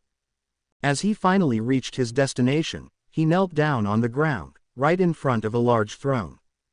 "You requested me, Orochimaru-sama," the young man stated, to a man sitting upon the throne. "Kukuku, indeed I have, Kimimaro-kun," the man started. The man sitting at the throne also had pale skin, but unlike Kimimara's, his was of an unnatural pigmentation, as it was of a ghastly white that only a ghost could possess. His hair was long, waist-length, and midnight black, while his eyes were like that of a snake's, with their yellow iris and their slitted pupils. While purple snake-like clan markings surrounded them, along with a pair of extended fang-like teeth. This man was Orochimaru, a man wanted in nearly every corner of the known worlds for the countless number of inhumane experimentations he has performed within his lifetime. "I have something I need you to take care of for me," Orochimaru ordered. "I will do what is requested, my lord," Kimimaro affirmed. Orochimaru smirked. "It seems a rather pesky toad has snuck its way into one of our bases, and I'm afraid that the base might be compromised soon." "What would you like me to do, Orochimaru-sama?" Kimimaro asked. "You will go to the west base, leave nothing behind, there is nothing of value in that particular hideout anyway," Orochimaru ordered. "And the people within the base?" Kimimaro inquired. Orochimaru's smirk widened. "Kill them, and leave no survivors," Orochimaru commanded, as he waved to send Kimimaro off. Kimimaro stood up, nodding as he did so. "I will do as you ask, my lord." It wasn't long after that the pale-skinned boy left the room, but not before he heard a distinct laugh echo throughout the halls. Cuckoo. Flashback, 7 years ago. Uzumaki hideout.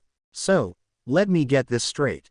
A taking toad came to you while you were training, talking about his mysterious master and seemingly offering you a job in exchange for information on the shady individuals from that night?" Kurama asked incredulously, as he got up from the couch he had previously been sitting at. Naruto gave him a flat stare, this coming from a talking fox. As headed for a specific room within the hideout, with the orange fox following closely behind. Truth be told, he wasn't entirely sure how he'd felt about Kurama's new transformation. He may not have summoned him for a little while, since before his and Rias's assassination attempt, but in that time Kurama had drastically changed. The small orange fox he had once been had not only grown in size, but he had also sprouted 2 more tails behind his back and adopted some black tribal-like markings around his eyes. "So do you plan to do it?" the fox asked, breaking the silence once again. "Of course I do," Naruto answered back, as he finally reached the door to the room which he sought out for. Thoughts of what had happened that night swirling across his mind. He needed answers that this toad's master seemingly had. The torn piece of cloth proved that. Sure, the cloth could just mean something as insignificant, that man's style of fashion, but he doubted it. No, something within his mind told him that this was important. And he would see it thought to the end. He opened the door, revealing what was inside. The fox next to him grinned. He had been getting a little bored lately. Inside was a large room filled with both shelves and crates, each holding and containing scrolls filled with both kunai and jars of ink, along with a multitude of other items. This was the hideout's main armory, and it was filled with enough weapons and items to supply a small army. All thanks to his clan's specialty, sealing. But that wasn't the only thing that stuck out, because, all along the walls, were a multitude of porcelain masks, each with their own unique designs. Naruto walked over towards a particular shelf and after reading the label, he quickly unsealed the contents hidden inside. A cloak. It was specifically a blue cloak, not exactly his style, but it would have to do for now. He would have time to make alterations later on. "Is that really necessary?" the fox asked. "You know it is," Naruto responded, as he pulled over the cloak. He then reached for a pair of red and black bracers with seals inscribed on them. "To the rest of the world, Naruto Uzumaki is dead, it's best to keep it that way," he told the fox. That's how it was. There wasn't anyone he could go to, he couldn't risk anyone else. That's why he'd chosen to go here. Because if he'd dared gone to Rias's family or anyone else for that matter, he would find him. And just like before, that man would come for him, and kill anyone who'd get in his way. And he couldn't do that to Rias. He couldn't get her killed too. So, Naruto Uzumaki would stay dead. So for now, he'd continue to gain the strength to kill that man. He'd been careful. On the few occasions he'd gone out he'd worn a disguise of some kind, usually a hinge or a small seal designed to change your appearance. Even now, he'd still worn the seal, changing his once blonde hair to a midnight black. And had he'd activated his Sharingan, he might have passed off as an Uchiha. But somehow, he'd been found out, but that Toad's master. Just who else knew he was alive? That man. No, had he known he was alive, he'd be dead already. The defenses within the building were to a similar standard as his former home. And only a person with a magic key to the system could get within the building.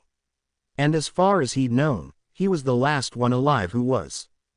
But still, that hadn't stopped that man from getting in. Nothing did, but he'd fix that. He'd get stronger, get smarter, and get better. That's why he'd accepted this mission. Because he refused to be weak once again. He'd find that man. And he'd find this mysterious master the Toad talked about too.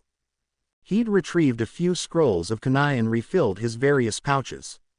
Now all he needed was a mask. The change in hair color would only conceal so much. He needed something better. Because like his ancestors before him, he needed anonymity. He surveyed the masks in front of him. A dragon, a rabbit, a beast, a raven, a monkey, a cat, a deer, a tanuki, a slug, a dog, a owl, a shark, a. He tentatively reached out for the mask of his choosing, a mask that made the fox next to him grin. Orochimaru's west base. A figure could be seen atop a mountain. He wore a porcelain mask that was reminiscent of a fox with 3 eyes across his face. His blue cloak billowed out in the wind, and his hair was a midnight black. There it was, right where the Toad's master had said, whoever they were, at least well informed. Still, this could be a ploy, some elaborate trap to get him killed. Perhaps this was all set up by that masked man. However, that was unlikely. Why would the masked man set up all this instead of just coming for him himself? At the moment, he knew he wasn't strong enough to defeat.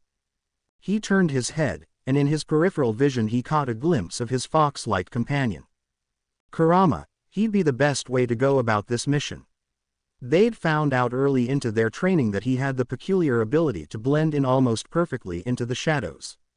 This gave him the ability to sneak into practically everywhere and go unnoticed. He still didn't know exactly why this new ability had manifested shortly after he'd gained his extra tails. Perhaps it was because of his resemblance to a kitsune.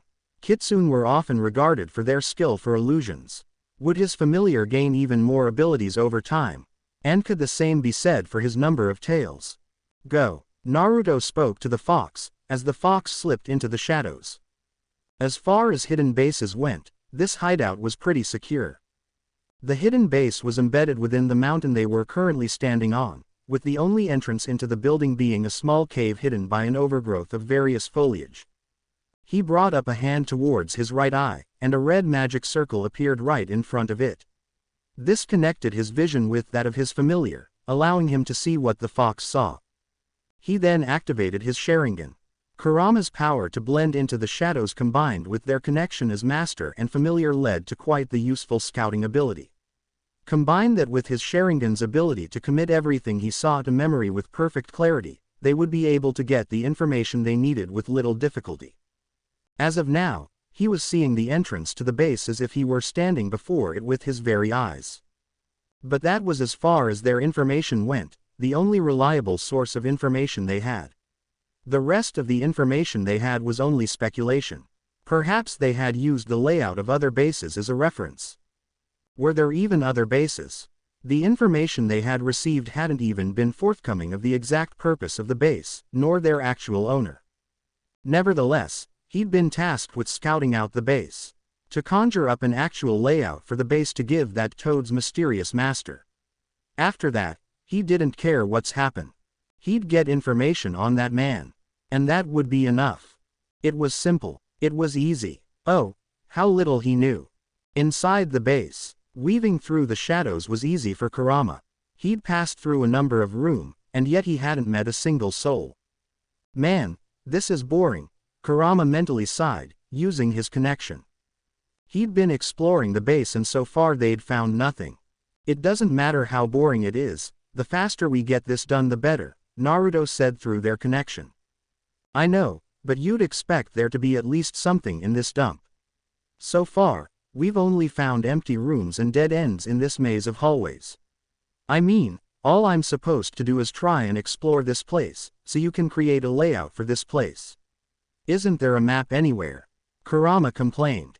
I doubt there'd be a map directing you on where to go just plastered up on the wall. Naruto told him. I know that, Kurama argued. I just thought there'd be something in this place. What even is this place? He asked. Is this some sort of mad scientist's lab? Should I be expecting Frankenstein as I walk around this corner? Naruto paused. I don't know, he told him. I figured as much, the fox sighed. Should I be looking for anything in particular? He asked. We were only asked to find out information on this place, nothing more, nothing less, Naruto instructed. Oh, and, be careful, we don't know what's exactly in this place.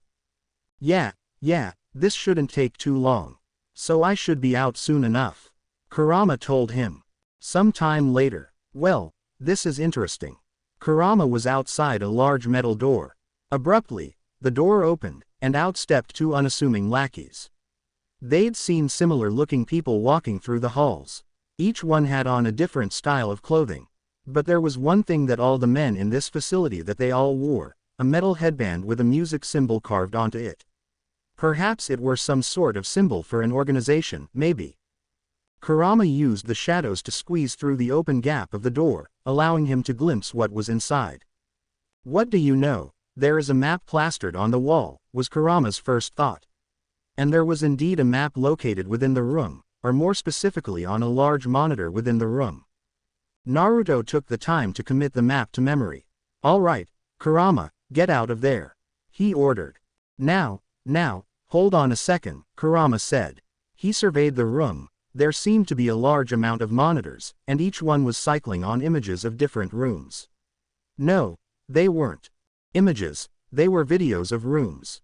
Shadowy figures moved within the rooms, as if they'd confined the shadows within their very walls. Just what was this place? The fox was so enraptured by the screens, he only barely heard the sound of the door opening. It was pure reflex that he was able to rush to the corner of the room and once again merge with the shadows once again. In stepped two figures. One was a man who looked to be in his mid-20s. He had shoulder-length white hair, green eyes, and pale skin. To contrast, the second had almost no part of his body. He wore a bandana over his head as well as a mask that covered his face. He wore sunglasses so that his eyes weren't visible, and had it not been for his ears and forearms that poked out, you wouldn't be able to tell that his skin was tanned in color. Fluorescent lights ignited the room, although the lights seemed to only light it to the bare minimum, leaving plenty of shadows for the fox to blend into. What do you know? All right as usual. The white-haired one complained as he ran up to a monitor. Let me see that, the fully covered one said as he pushed him aside. Knowing you, Mizuki, the base could be collapsed, and you wouldn't know about it. He stated. The now named Mizuki scowled. Damn it, Yoroi, one day, once our lord recognizes my strength, I'll kill you. The now names Yoroi waved him off. Yeah, I'll add you to the list of people who've said that before. They then continued their conversation, slipping in ideal threats every so often. All the while, they continued to watch the monitors. Kurama, what are you doing? I told you to get out of there. Naruto told him through their communication. I know, but I think I should stay a little longer.